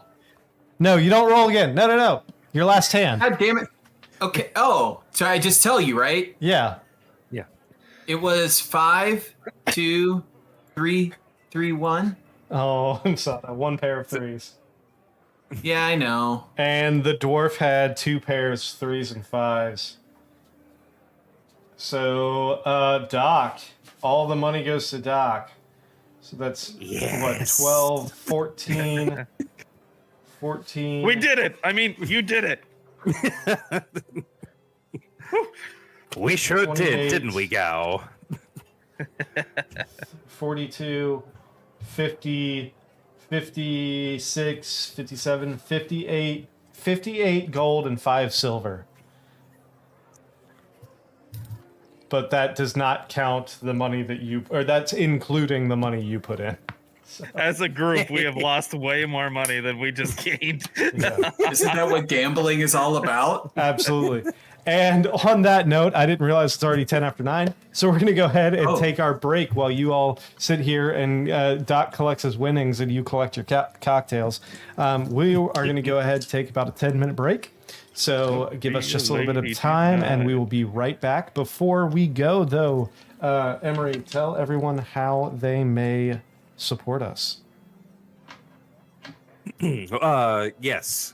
As always, you can continue to support us by, if you haven't already checked out our Patreon, by all means, go check out our Patreon. Outside of that, you can always continue to support us by tuning in every Tuesday at 7:30 p.m. Eastern Time, Standard or Daylight or whatever, on YouTube, on Twitch, and eventually those other platforms where we will double or triple their viewership. You can continue to interact with us on Facebook, on Blue Sky, on Threads, and on Instagram. For those of you who have an Amazon Prime subscription, you are given a free Twitch Prime subscription every month that you can give to your favorite Twitch channel of choice. Why not choose those natural ones and put some of that billionaire money to some actually good use? And those of you listening to the audio-only podcast version of our show can, as always, continue to find our episodes wherever podcasts are spread out into the universe. No matter what you do please remember to like, subscribe, hit the bell for notifications, and make sure that when you do, you hit all, so that way you never miss an episode. Share. Sound off in the comments. Join us for the live. Tell your friends. YouTube does have a new function called Hype, where you can go back and watch some of our old episodes. And when you hit the like on that episode, it'll give you the option to hype that episode. And every time you hype one of our episodes, it does help us with visibility, which goes a long way with the algorithm, so more people can find our show and join the party. Any and all engagement helps us out a ton. Thank you, Emery, and thank you all for sticking with us. We will be right back in about 10 minutes.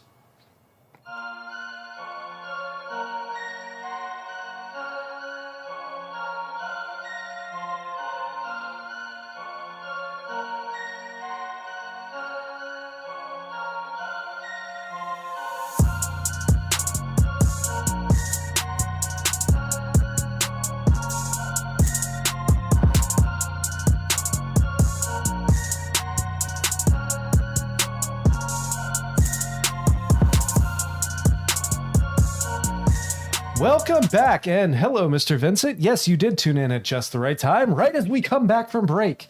All right. So, you did miss some epic gambling at the local casino in part 1. Go back and watch it later when we're not live.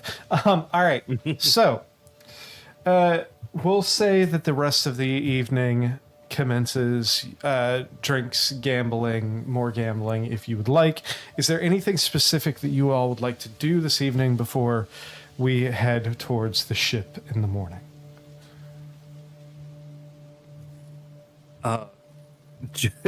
Just for a laugh, a whole lot of what was that drink that was mentioned?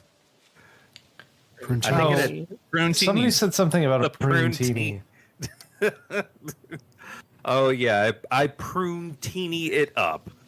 Make a constitution saving throw.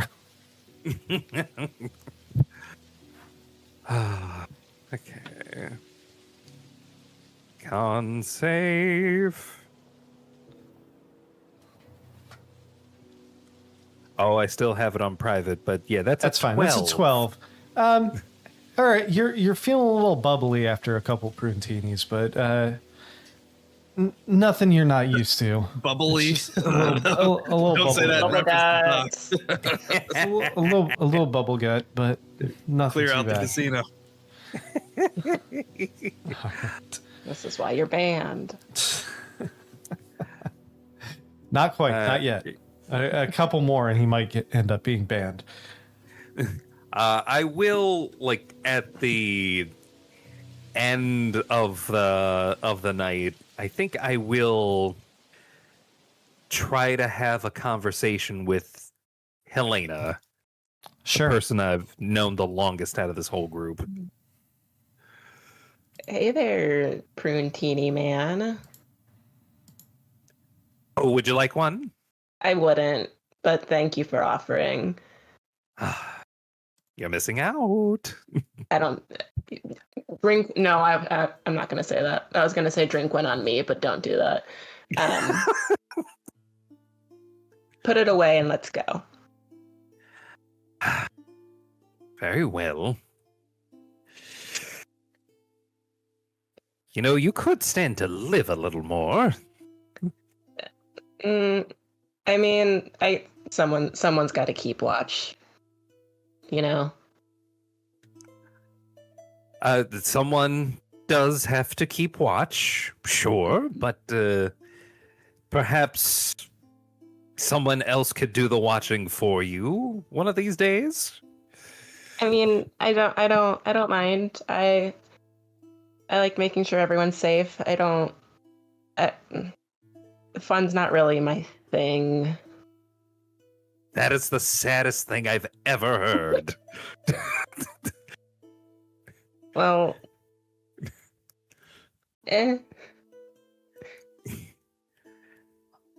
Oh, you had to have done something for fun once upon a time.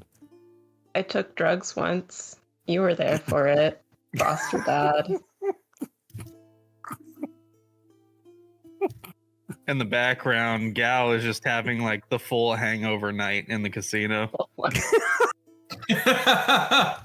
Someone put an arm around that man. Somebody cover his drink. Get him some water.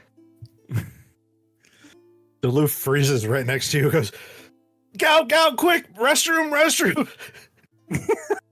These drinks are going right through me. Oh no. Very small. This is why I said no to the prune-tinis. Gal runs off. Hold. I give you guidance so you can find the bathroom. But like this you see, this is what I mean. Like someone needs to make sure everyone is safe and can find the prune-tini bathroom and everyone's okay.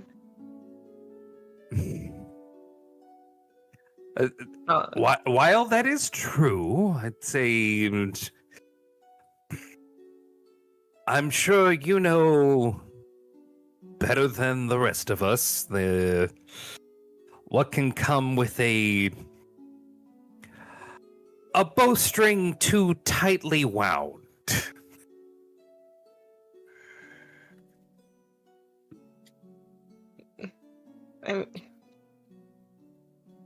You're right, but I'm not saying it's different. I'm not saying cut. You know, Not saying cut loose tonight. I'm just saying we've only got the one life, I think. and I've Yeah, lived anyway. it too long. What I'm saying is, what's the phrase? All work and no play make. What's that name that they have in Socia? Jacques, that makes Jacques a dull boy. But I am. I'm a dull Helena. And I'm saying you don't have to be.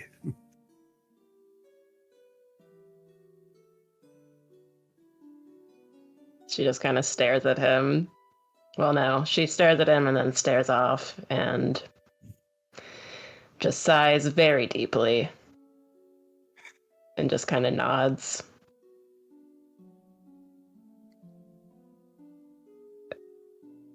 Yeah. Thanks, Doc.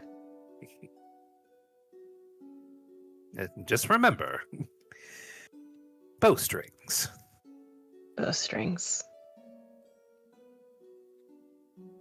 Bowstrings. And then I'm gonna get right back to living. Fantastic. And yes, Doc will also very soon after Duluth need to find the Pruntini restroom. God damn it, Gal. I can't believe you let me shit all over the craps table. Nobody can tell. Wow. What are these rabbit pellets? Like, come on. Okay. Put more money on the table. Let's go. No, I think we need to go. I agree. No, wait! I have to go now. I have to go now. Definitely would. Please make it to the bathroom. No one wants to clean up after you. Ooh, ooh, ooh, ooh, ooh.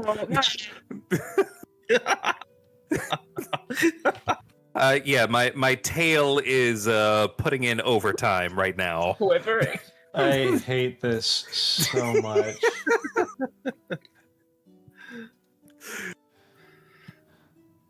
And that's how Doc's night goes.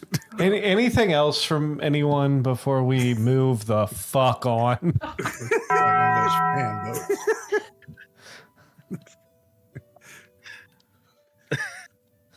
I'll take that as a no.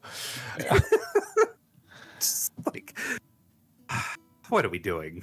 What are we doing? All right, so you all end up finding rest that night. I'm assuming back at Severin's house. Oh, did I lose? No. Okay, cool.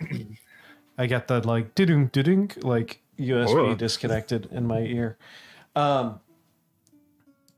You make your way back to Severin's house. You find rest, and then before you know it, you are being woken up because it is a little bit before dawn, and it is time to head towards the shipyards to meet your captain and board your vessel to take you the 18-day trip. Pockets. You definitely checked your pockets? All right, we'll get to that in a second. 'Cause I changed my clothes. All right. You Early. yeah, it's before dawn when you head towards your ship to start the 18-day journey towards the northern part of the empire. Duluth and potentially Msada. Duluth, you just said that you check your pockets. Msada, in that evening before you sleep or get dressed, would you have checked your pockets? Yes. Both of you come across notes that you don't remember reading and don't remember I don't remember reading this. where this came from. Wait, we're not in the same bedroom, are we? Would you and Duluth share a bedroom? There was only one bed. I had enough prudence for one day. God damn. Definitely not now. Definitely not. Who am I rooming with? Am I rooming with anyone? Well, we're at Sufferin's house, right? Yeah, I was locked on the roof of the casino. Gal's on the roof of the casino. Okay. We gotta find Gal. Yeah, you would be at Severin's house. There are a few bedrooms, but yes, you would probably have ended up rooming with somebody. You can say all the girls shared a room. I think we usually do share a room. I would probably ask them, do you recognize this? Who's going to be Cassandra tonight? Mariah. Raya is like, that doesn't look familiar, no. No, it doesn't ring a bell. All right, so I open up this note and it says, "Hey girl."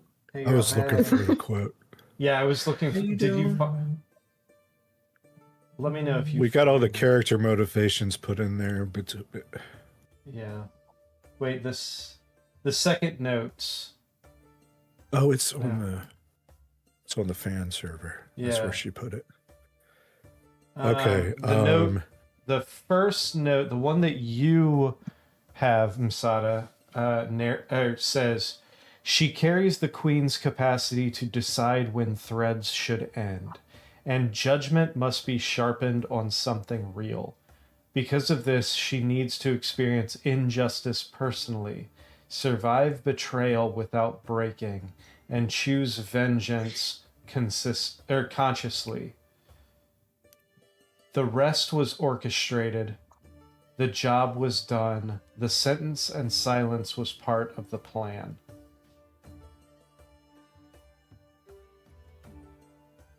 Where is this written? On a piece of I guess parchment in your above pocket. board.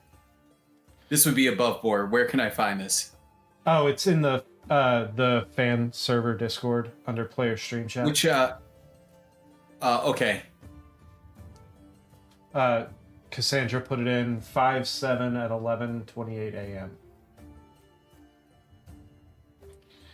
The second note, Okay. which Duluth has in his pocket, states, "I knew exile would follow." I knew exile would follow. Exile is not punishment; it is refinement. He represents the queen's capacity to unmake belief, and belief must be unmade before it can be rewoven. He already shows what lies beyond, and that his people's history was incomplete. His lineage hadn't gone far enough. It's not about instruction, it's about provoking. He must reject inherent narratives, see civilizations as constructed, not scarce, or not sacred, and understand that culture is immutable and breakable. He must continue to question identity itself, race, tradition, superiority, belonging. He destabilizes systems simply by not accepting them.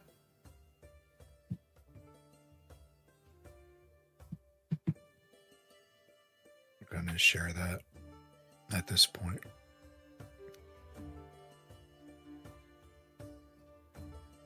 Where did you guys get those? I don't know. Well, I found that one while I was changing at night, so nobody saw me. Is the handwriting on both of these the same? Well, you haven't seen Duluth's yet because he's in a Oh. different room. Okay. Make me an insight check real quick. I'm sorry. Okay.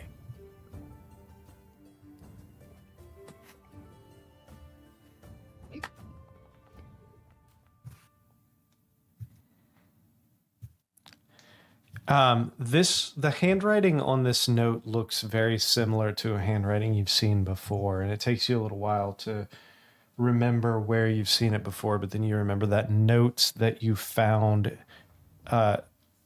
pinned to a crate by the knife that Helena took, or whatever, or however it was, that it was listed as, or was signed by someone with the initial K. This is the same. You said this is the same handwriting? Correct. Okay.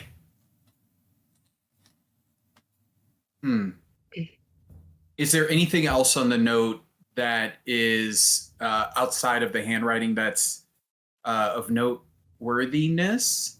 That's all you see on the note itself. Okay, I'm gonna share. I would have read this. I would have read this out loud. So, Helena and Raya now know about it, but I don't know that I would do much more than that until the next day when I see everyone else. And Helena, go ahead and make me a history check, please.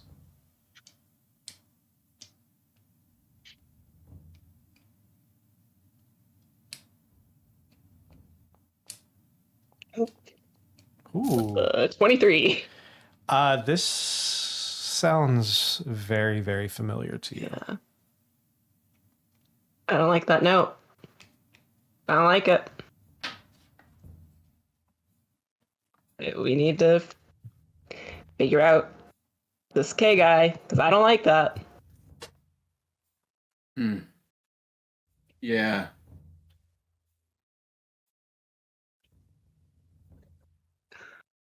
There's no one that we've met. There's nothing else on the note. No one remembers anything about this. Okay, that's all I got for now.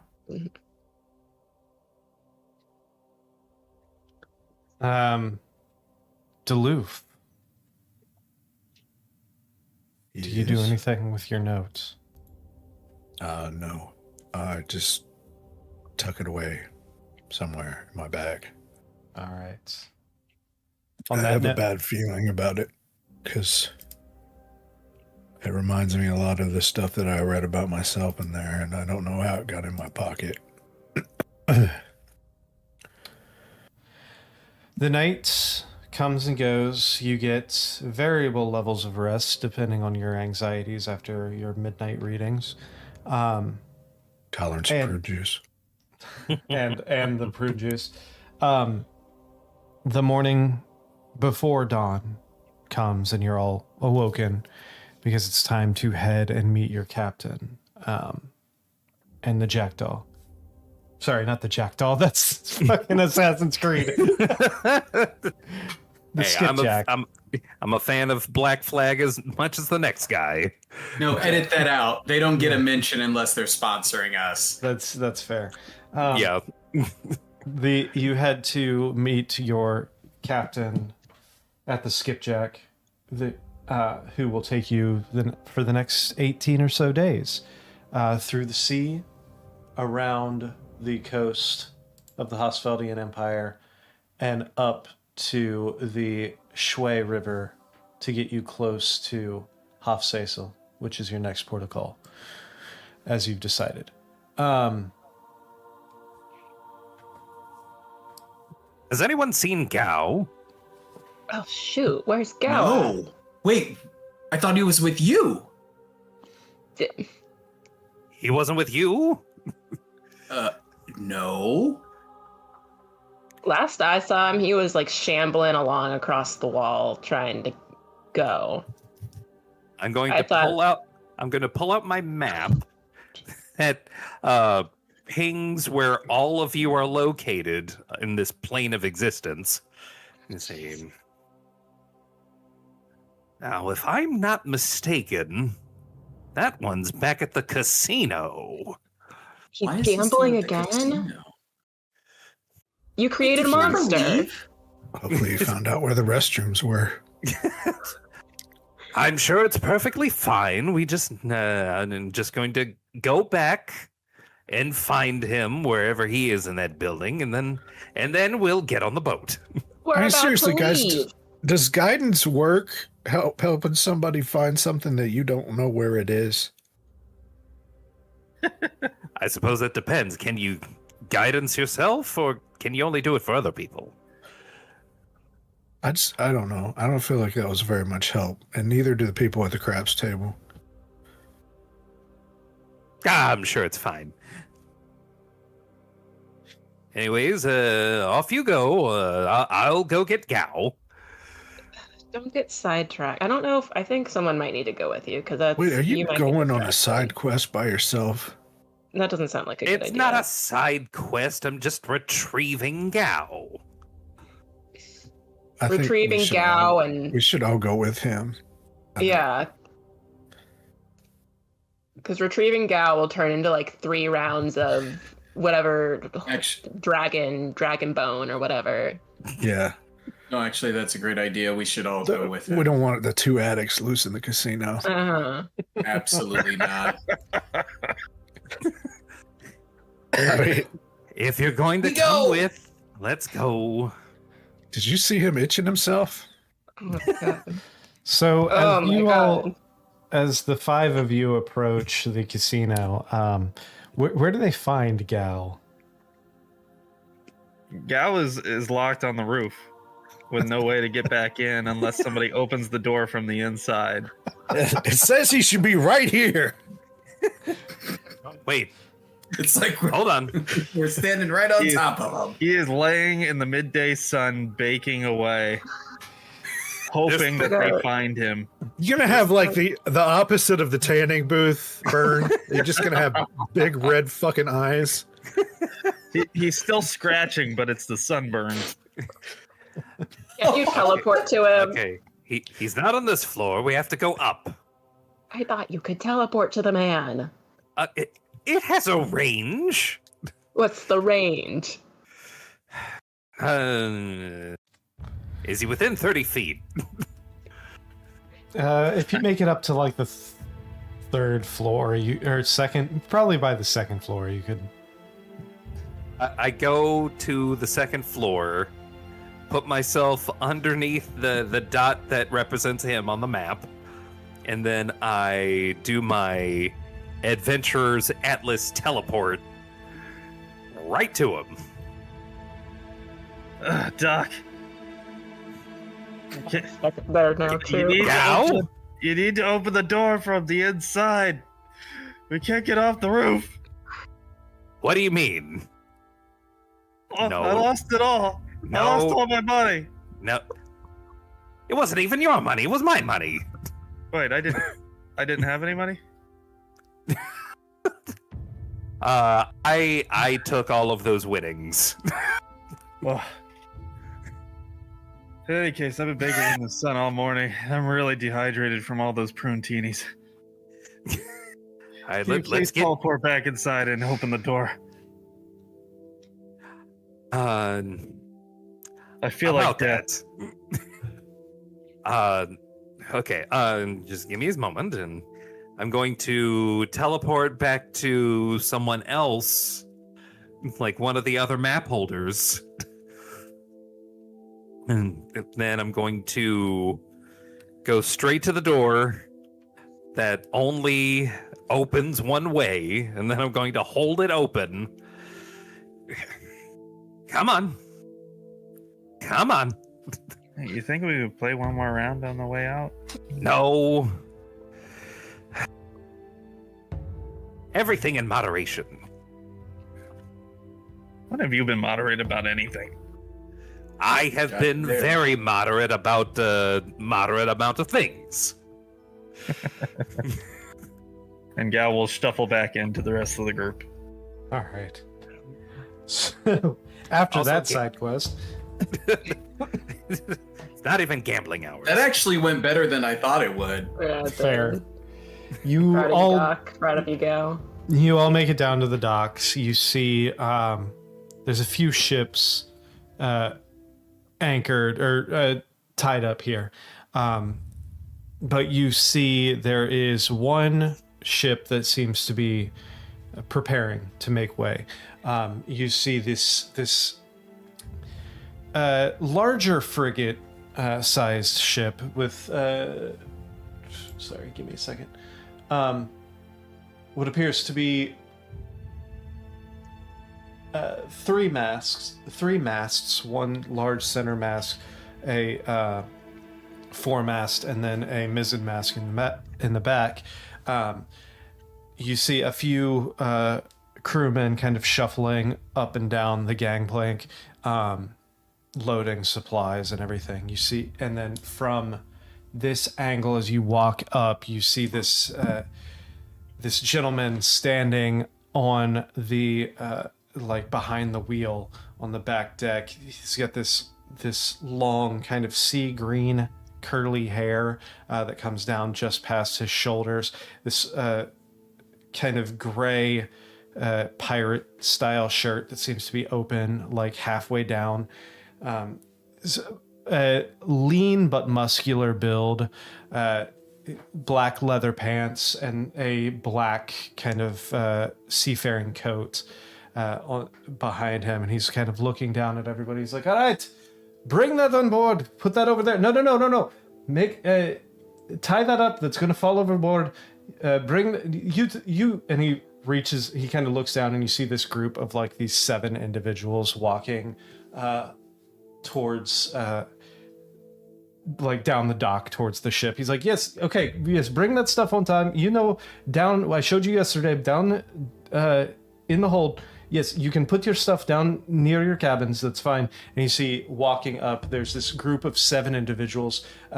Seems to be a male and a female wood elf, both with this long kind of like curly dark hair and these kind of flowing white and green clothes. There's behind them is a short little halfling male with this kind of close cropped but still curly mop of hair, with these like kind of like silks kind of flowing off of his body.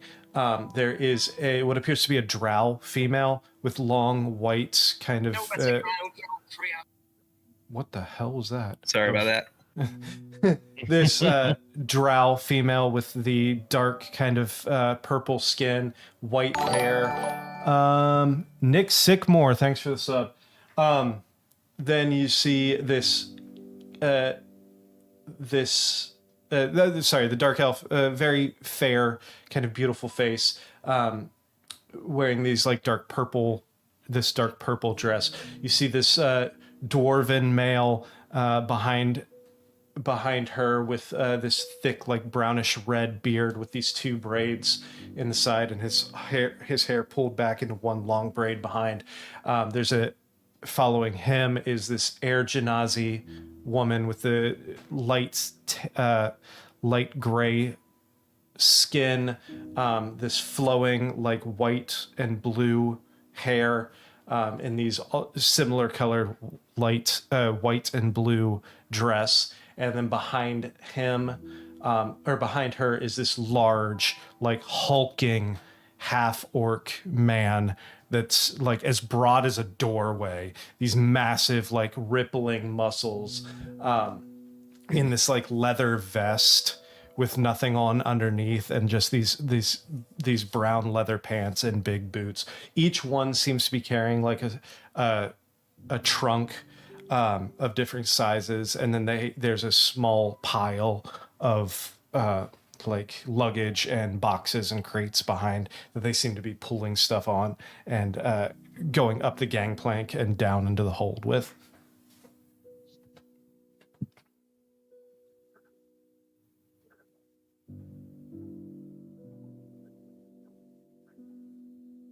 As the commotion is happening, going up and down the gangplank, loading the ship, it's gonna try to find would it be the quartermaster that we're looking for, or just going straight to the captain? You were just given the captain's name, which appears to be the Water Janazi, who was standing next to the wheel, kind of shouting instructions. That was Captain Dorian Blackwater.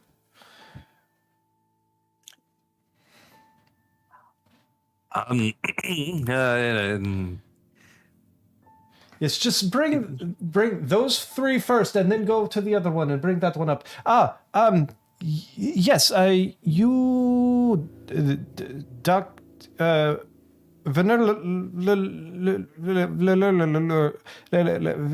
Close enough. Captain Blackwater, was yes, yes, Severin told me that you all would be joining. Yes, I see your, is this your whole group? Yes, I believe it is. Fantastic. Do you have any questions? No, over there. I told you. No, leave the box there. That does not belong to us. I'm sorry. We're trying to get everything ready so we can leave on time. Was there something that I could help you with? Or... Given that the course is set, does anyone have any questions before we make sail?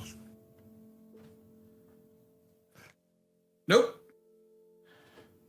Right. Fantastic.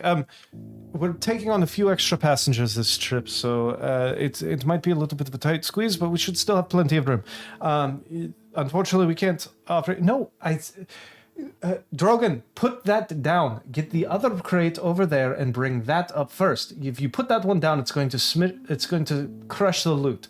Anyway, yes. How many other passengers? Just these 7 right here, plus the crew itself, and unfortunately we won't be able to give you each individual accommodations. However, there are plenty of hammocks, plenty of spots for you all to stay. We would be able to, we do have a couple cabins if you don't mind cramming 3 into 1. There are guest accommodations. Well, the girls are staying together. These cabins have windows. Some of them do, yes. It's first come, first serve, so it's going to be whether or not you can grab one before. No. Run and grab it. God damn it, Drogon. No, this one goes there, that one goes there. First come, first serve. Come on, you. So you rush under. Go ahead and make me an investigation check real quick, Mr. Dr. Parmer. Parmer? It's Dr. Parmbert. Investigation. How's a 16? 16. Okay, you're able to find... you go down and you find 2 cabins near the rear of the ship that are next to each other that doesn't look like anyone's claimed yet. And as you jump in, you see that massive half-orc carrying basically like a foot locker in one hand, like this giant like crate, or not crate, but like chest in one hand on one shoulder. He kind of has to duck into the hallway, and as he looks over and sees you standing in that door, he just kind of like lets out a sigh, and then turns, and across the hall from you there's 3 doors. He goes to the middle one and kind of checks it open a little bit, and then just starts loading stuff across the hall from you.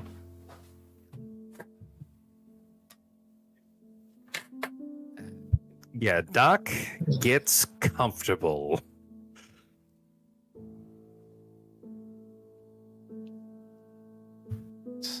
Are the rest of you doing anything else? Tell me there's a window in that room. There is. There's a small porthole in that room. Mostly going to find our room, but I don't have a preference on whether there's a window or not. I just want a room. Yeah. That's because you're not sharing with Doc. That's true. That is by design. The room that the ladies end up in, it does not have a window on that in that side, but there is. You walk in, and these are small. I mean, it's a frigate ship. It's not a luxury liner by any stretch of the imagination. It's a cargo ship, if anything else. And you see, like, there are 2 berths and bunk on the like stern end of that room, and then across there is 1 hammock that is hanging. Well, this is gonna suck. Well, we'll get through it. Same for the cabin that the guys are in as well. There's 2 bunks and then a hammock as well, but you do have a small porthole.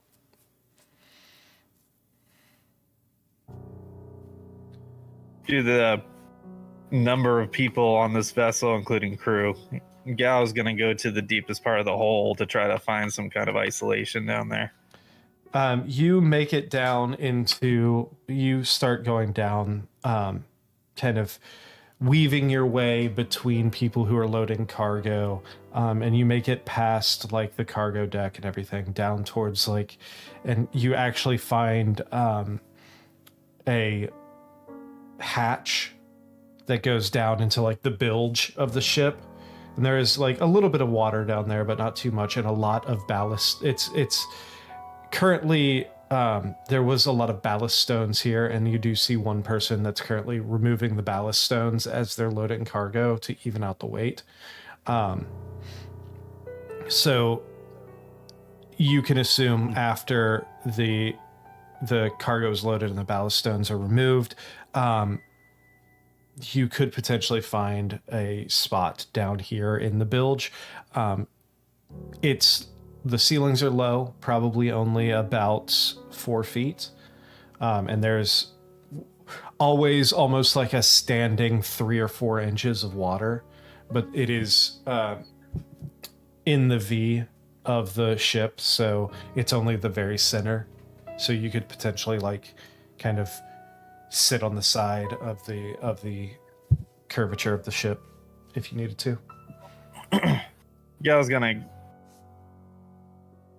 kind of resolve himself that he's been in plenty of damp tombs and cemeteries and whatnot, and help them kind of place their final loads and remove the weights so he can eventually have kind of a formed platform from the storage cargo to keep himself out of the water and Fantastic. rest or meditate down there.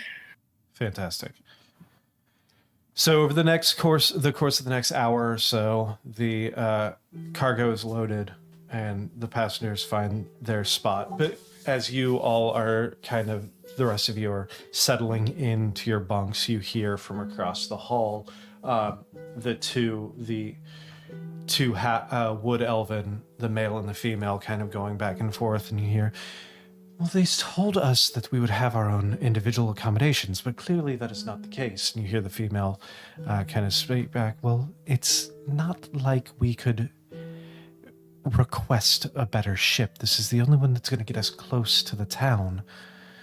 Well, I know, but this is not exactly my ideal vacation destination in the first place, but I don't even know why we booked this one. Well, we booked it because we have to make our way across the entire continent, and this was the next step.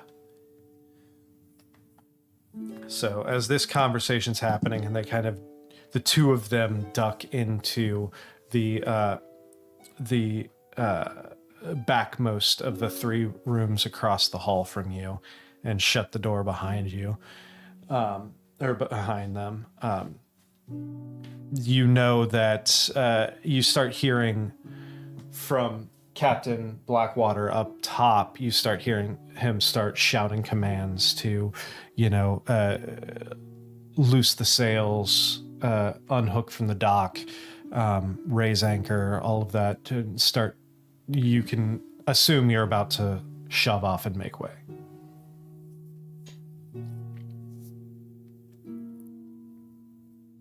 Most of the water.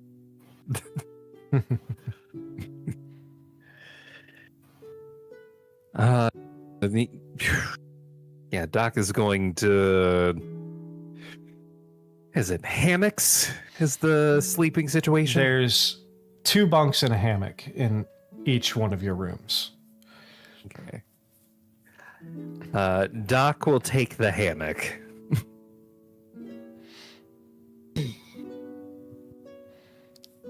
All right. So Doc lays down in the hammock. The sun is starting to crest over the horizon as day breaks. And as you all pull out of port from Woldenberg. Pull up the map real quick. Now you know it will be about an 18-day journey as you circle the Hofsfeldian Peninsula towards the northern part of the country and the eventually the Shui River. So, on this first few days of sailing, as you all adjust to life at sea, because we'll say, have any of you, in your backstories, have any of you spent any significant amount of time at sea? Gal would have. Gal would have? So you would have had to sail from the other continent. At a minimum. There's also teleportation and airships and stuff like that as well. So, just because you're from, I'm just saying this for everyone, just because you're initially from the other continent doesn't necessarily mean you would have sailed across if you don't want to have.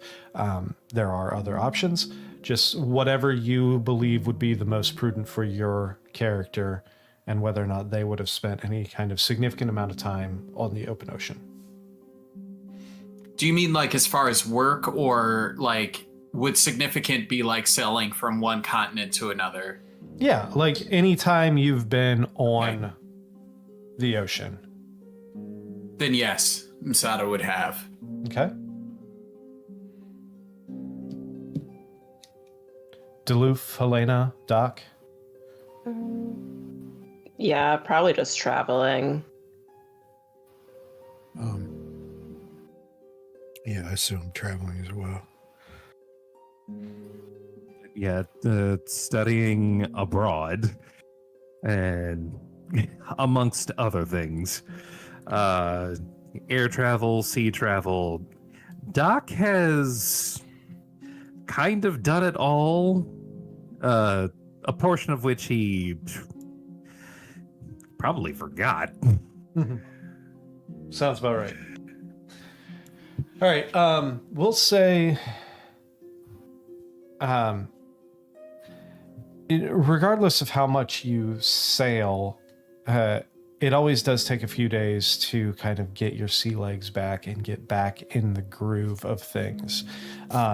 Some of you take to it with a little more ease than others, depending on the amount of time you've sailed and the how recent it has been since your last travel. However, I would like everyone for the first few days to make a Constitution saving throw.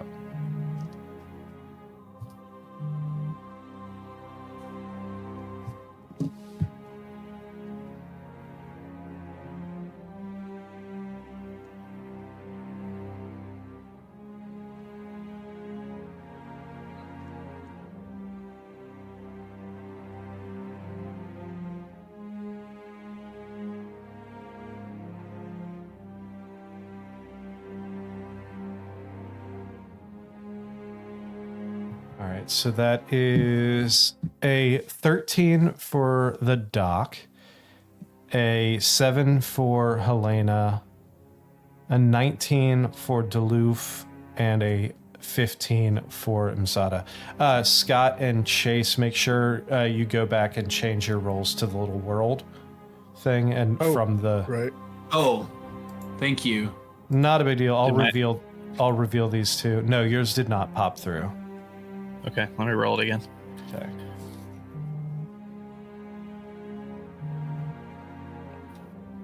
Oh my Hey, god. next one. Nat 20. Just said, I'm fine. All right, so hold on one second.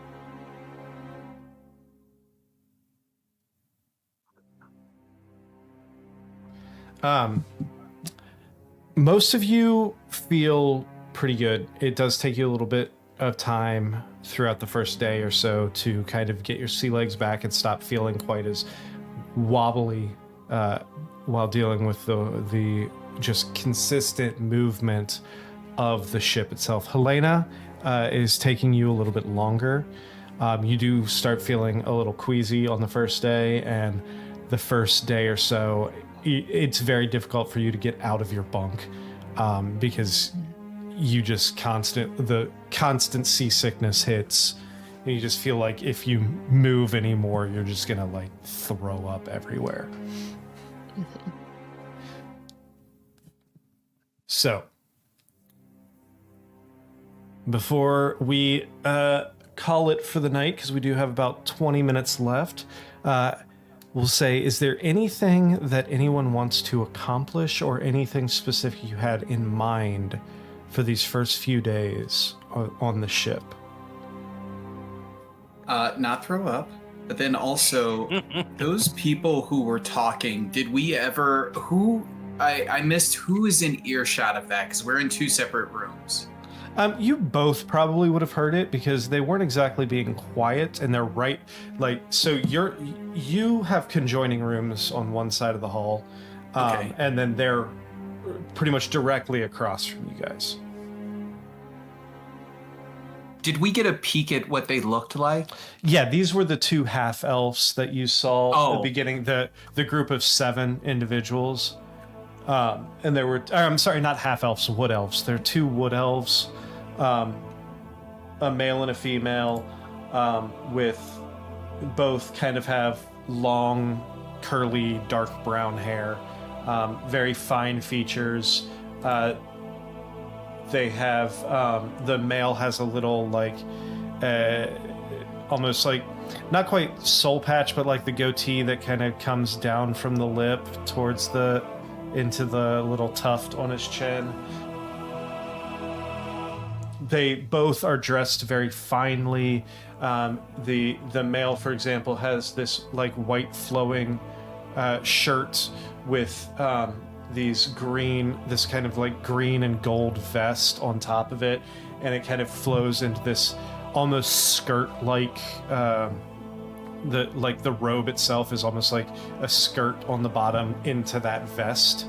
The female is in this like green, like deep green high-low dress where the front is just about mid-thigh and the back of the dress goes down to about her just about ankle length. She's got these like knee-high brown leather boots with probably about a 4-inch kind of chunky heel on the back. Lots of jewelry on both of them. Duluth, you know bards. You know bards. Oh yes. Oh, yes. These guys are these look like, this seems to be some kind of like troupe of bards. Fantastic. Maybe they'll sing us a little ditty. About Jack and Diane. Oh, Yeah. Is Gal just hanging out in the cargo? Yep. Probably late on the first night, you'd hear whistling coming down, and you'd recognize me whistling, and then you hear like I toss some clothes to the side and go, "Hey, yup," and splash down into the bilge water. oh God. Just for my nighttime soak. And if you don't tell me that you're there, you'll probably hear me start singing. Yeah, I was just gonna kind of peek behind a crate. So real quick, I do have to. Time farts toot toot toot toot toot. Bath time farts toot toot toot toot toot toot. I do have to ask. Does it matter if you're Farts soaking? Loof, oof, and doof. Does it matter if you're soaking in salt water? I don't think it matters. Okay, cool. Because let me see. you're definitely in salt water, being in the bilge on a ship in the ocean. You a freshwater grung? It's just desiccating in front of us all. He starts shrinking like a slug. I'm doing like the opposite of Cocoon, and I'm just withering away. What a world! What a world! What a world! I don't think it said freshwater. I'm checking. All right, I just wanted to make sure. No, it just says water. It does not say freshwater. Fair enough.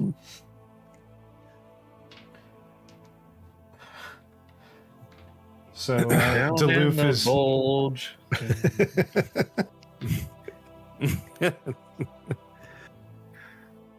Duluth is bathing in front of Gal in the bilge. Splish ship. splash, I'm taking a bath in this fucking ship at night. Are you going to be coming down here every night? What the fuck?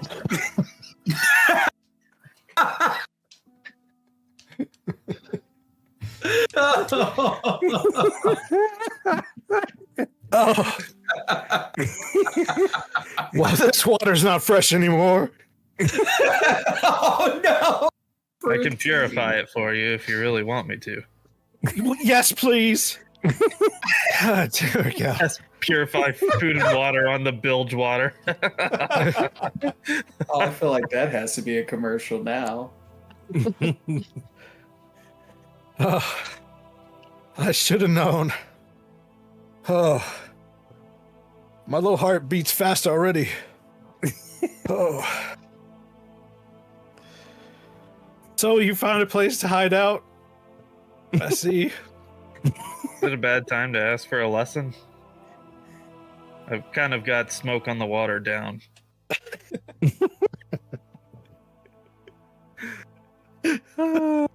It's so good. Well, you've heard the first parts of Splish Splash already. I could take you through that chord progression. I'll go get the loot. Okay, I will undo this embarrassment. all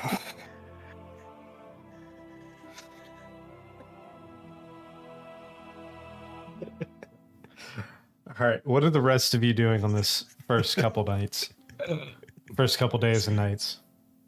At some point, while Helena is absolutely just going through it, just absolutely sick and just kind of riddled with anxiety, she talks to Imsada and she says, "Hey, Imsada, Morgana, thanks for the gold coins." Oh, That's a very weird thing to say to me. My name is Imsada, not Morgana. We've been sorry, doing this for months now. I just feel so sick. Okay. Imsada, do you remember that note that you found in your pocket and you read to me? And I said, I don't like that. Yes. Could I hang on to that note? Like, could I hold it? Why? I feel like it'll just settle me a little bit. Okay, what aren't you telling me? Nothing. You either tell me the truth or you're not getting the note. You know I'm not an idiot. I never said you were. It's okay. You didn't have to. Listen, how about you give it to me, and after I'm done feeling like I'm going to, like, puke my brains out, I'll let you know, because it's kind of a heavy conversation. Give me the gist of it, and then I'll hand you the note, and then you can tell me more. Otherwise, I have no problem watching you suffer. I do like you, but I'm That's not cruel. an idiot. That's cruel. You know what's cruel? Huh. Withholding the truth. Okay, what have you not shared? What have you not asked?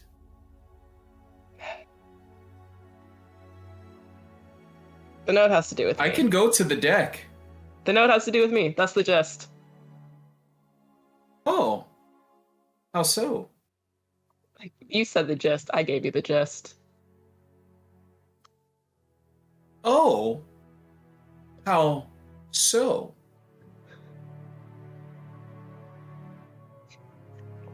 I'm gonna puke on you while you're asleep. I'll go upstairs with the note. You're the cruelest woman I've ever met in my life. That's not true. In That's not all true. of the words and sentences you've used, you could have revealed a lot by now and you would have had the note. I'm not an idiot. I never said you were. You don't have to. Just an emotional blackmailer. Yeah. Fine. You hang on to it then. Gladly. Right. I'll cry and myself then to sleep. Masada goes up to the deck. Thing. And then Helena pukes on Insada's whatever she's sleeping on.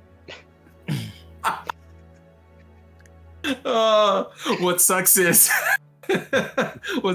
she's still never gonna go sleep with the guys. So She'd rather deal with it.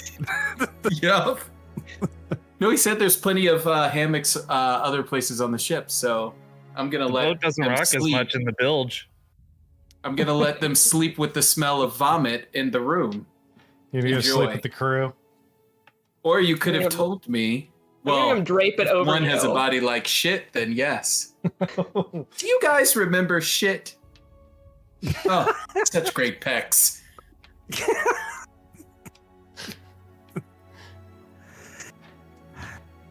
I remember it like it was yesterday. Watch our back catalog for context. Indeed. Also, Nick, really quickly, Yeah. if this is going to take days, then I'm still going to hold this over her. Oh, so it's if a- you're going to skip, yeah, it's an 18. if we're going to skip journey. through days, then I will continue to like say, hey, huh? And she's going to say no. And then I'm going to go sleep somewher else. And I'm So gonna just go let me know if puking you're ever going to fast everywhere. forward us. Fair enough. Roll for a pettiness check. This is an 18-day journey, so you have plenty Oh. of time.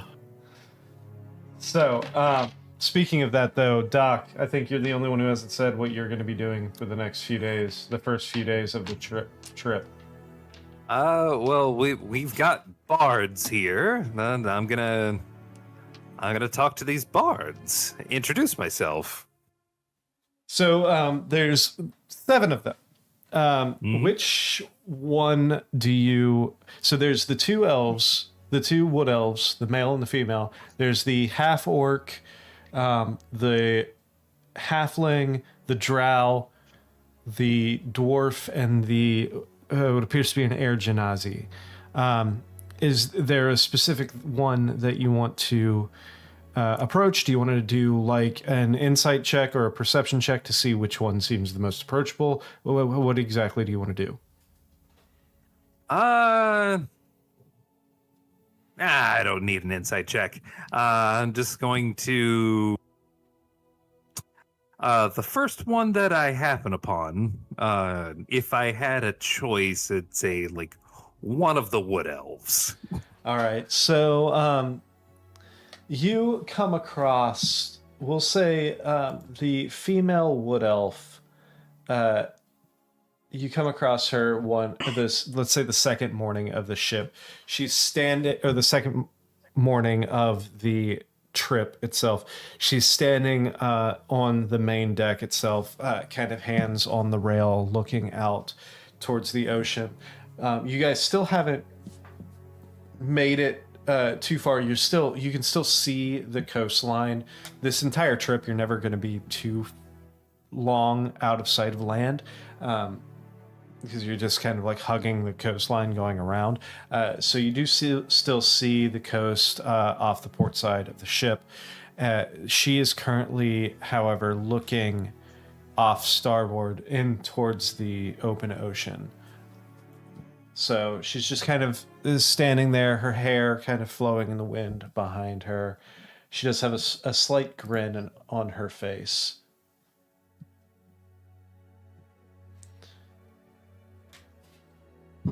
There? Oh, hello. How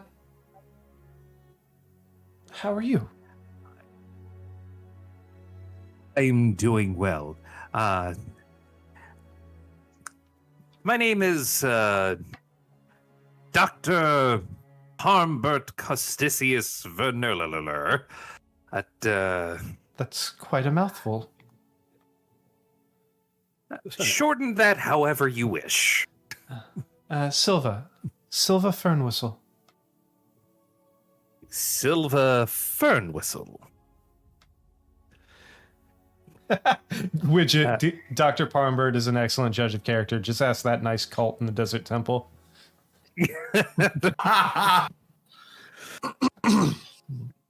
Yes, Silva Fernwhistle. Pleasure to make your acquaintance. And you as well. What brings you on this journey?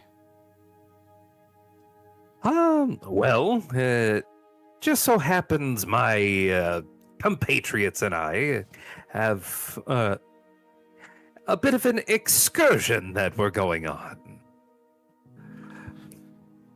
Oh, interesting. Yes, I myself doing this for research, academic study, if you will. If you don't mind me asking, what exactly do you study? Oh, mostly geology. Morgana, I'm glad you're enjoying it. Thank you. That means a lot.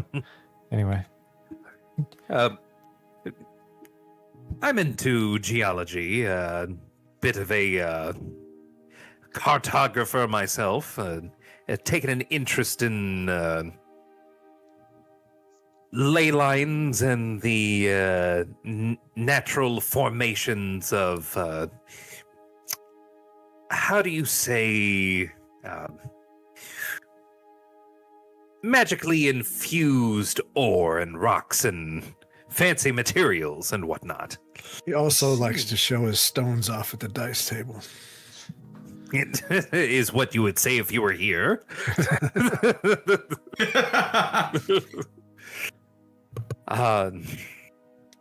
Sounds quite fascinating. He likes to show us. I'll pay them no mind. I let them gamble once, and a little bit of fun goes to their heads, if you know what I mean.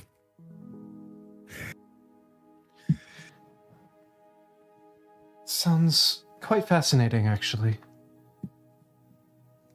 We have a tendency to look deeply into history ourselves with clearly what we do, so...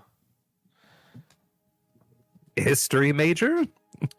My group, our band, so to speak. We travel the countryside, the planet, really, singing jaunts, folk tales and such about, the world, Thessia, history. Those are our most popular, at least the ones that really get the crowd moving, as it were.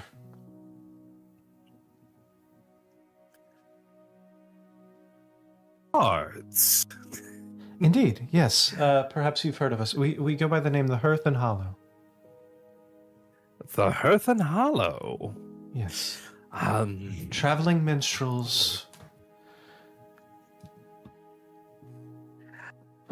Now that is interesting. I dare say perhaps a bit more interesting than what my compatriots and I are getting up to. But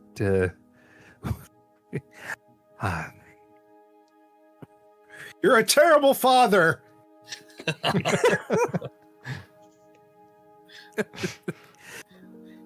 Oh no, I've I've already forgotten what our mission is. I fear I might have accidentally told them about my adult children. I don't suppose I myself am a bit of a fan of Oh, God. what's the name of that artist? No. Grundle Tractor, Harrison Grundle Tractor. That's the one.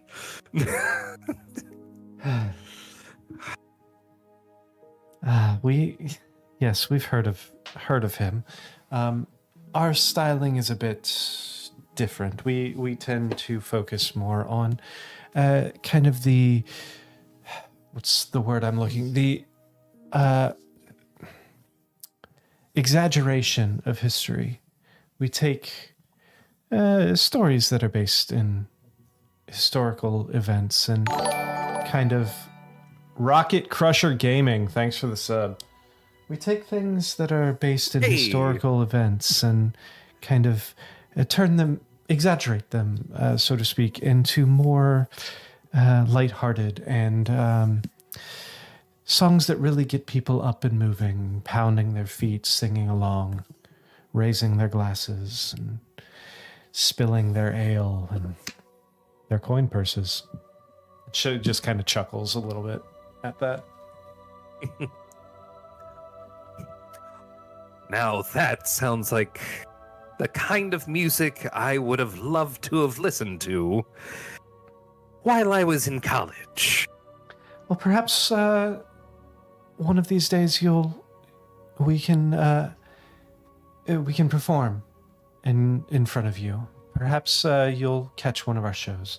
I mean, this trip is fairly long. Maybe if I can convince Kalir to stop being such a stick in the mud, maybe we will entertain the crew one night.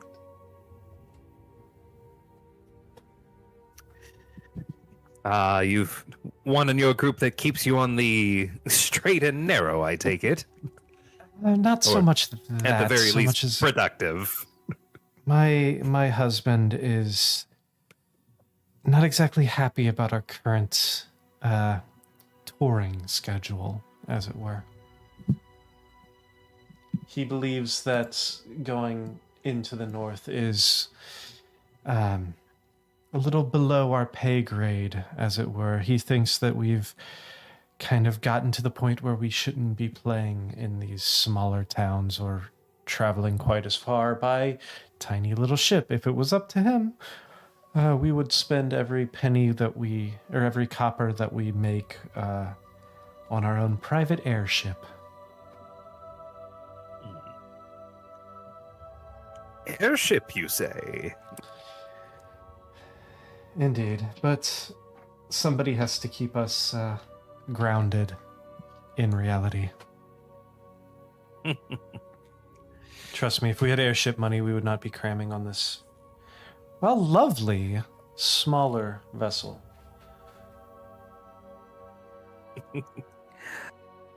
I look to my left and right to see if the captain is anywhere within earshot. The captain within earshot, make a perception check. Perception.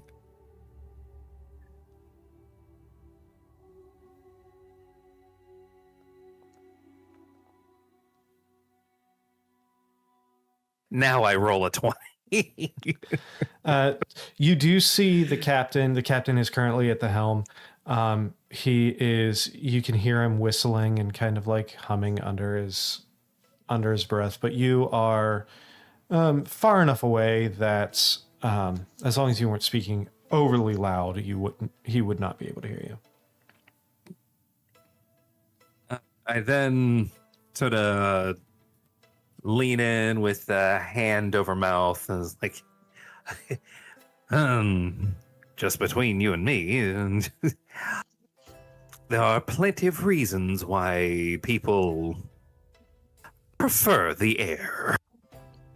She just kind of laughs at you, or laughs at that statement slightly.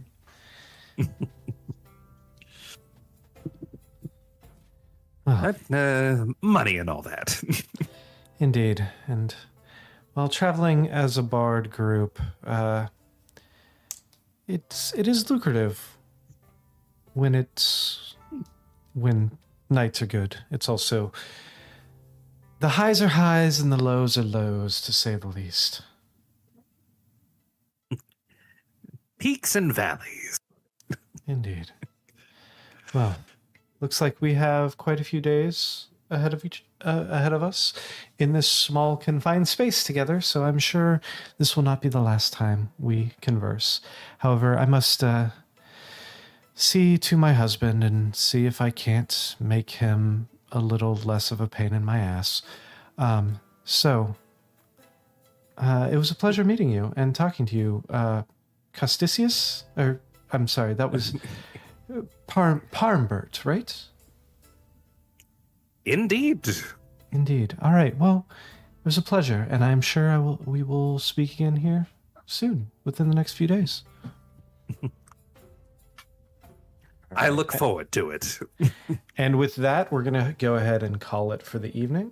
But you don't have to wait long, because we will be picking up right here on Friday for our monthly in-person sitting around a real table rolling real dice the way D&D was meant to be played.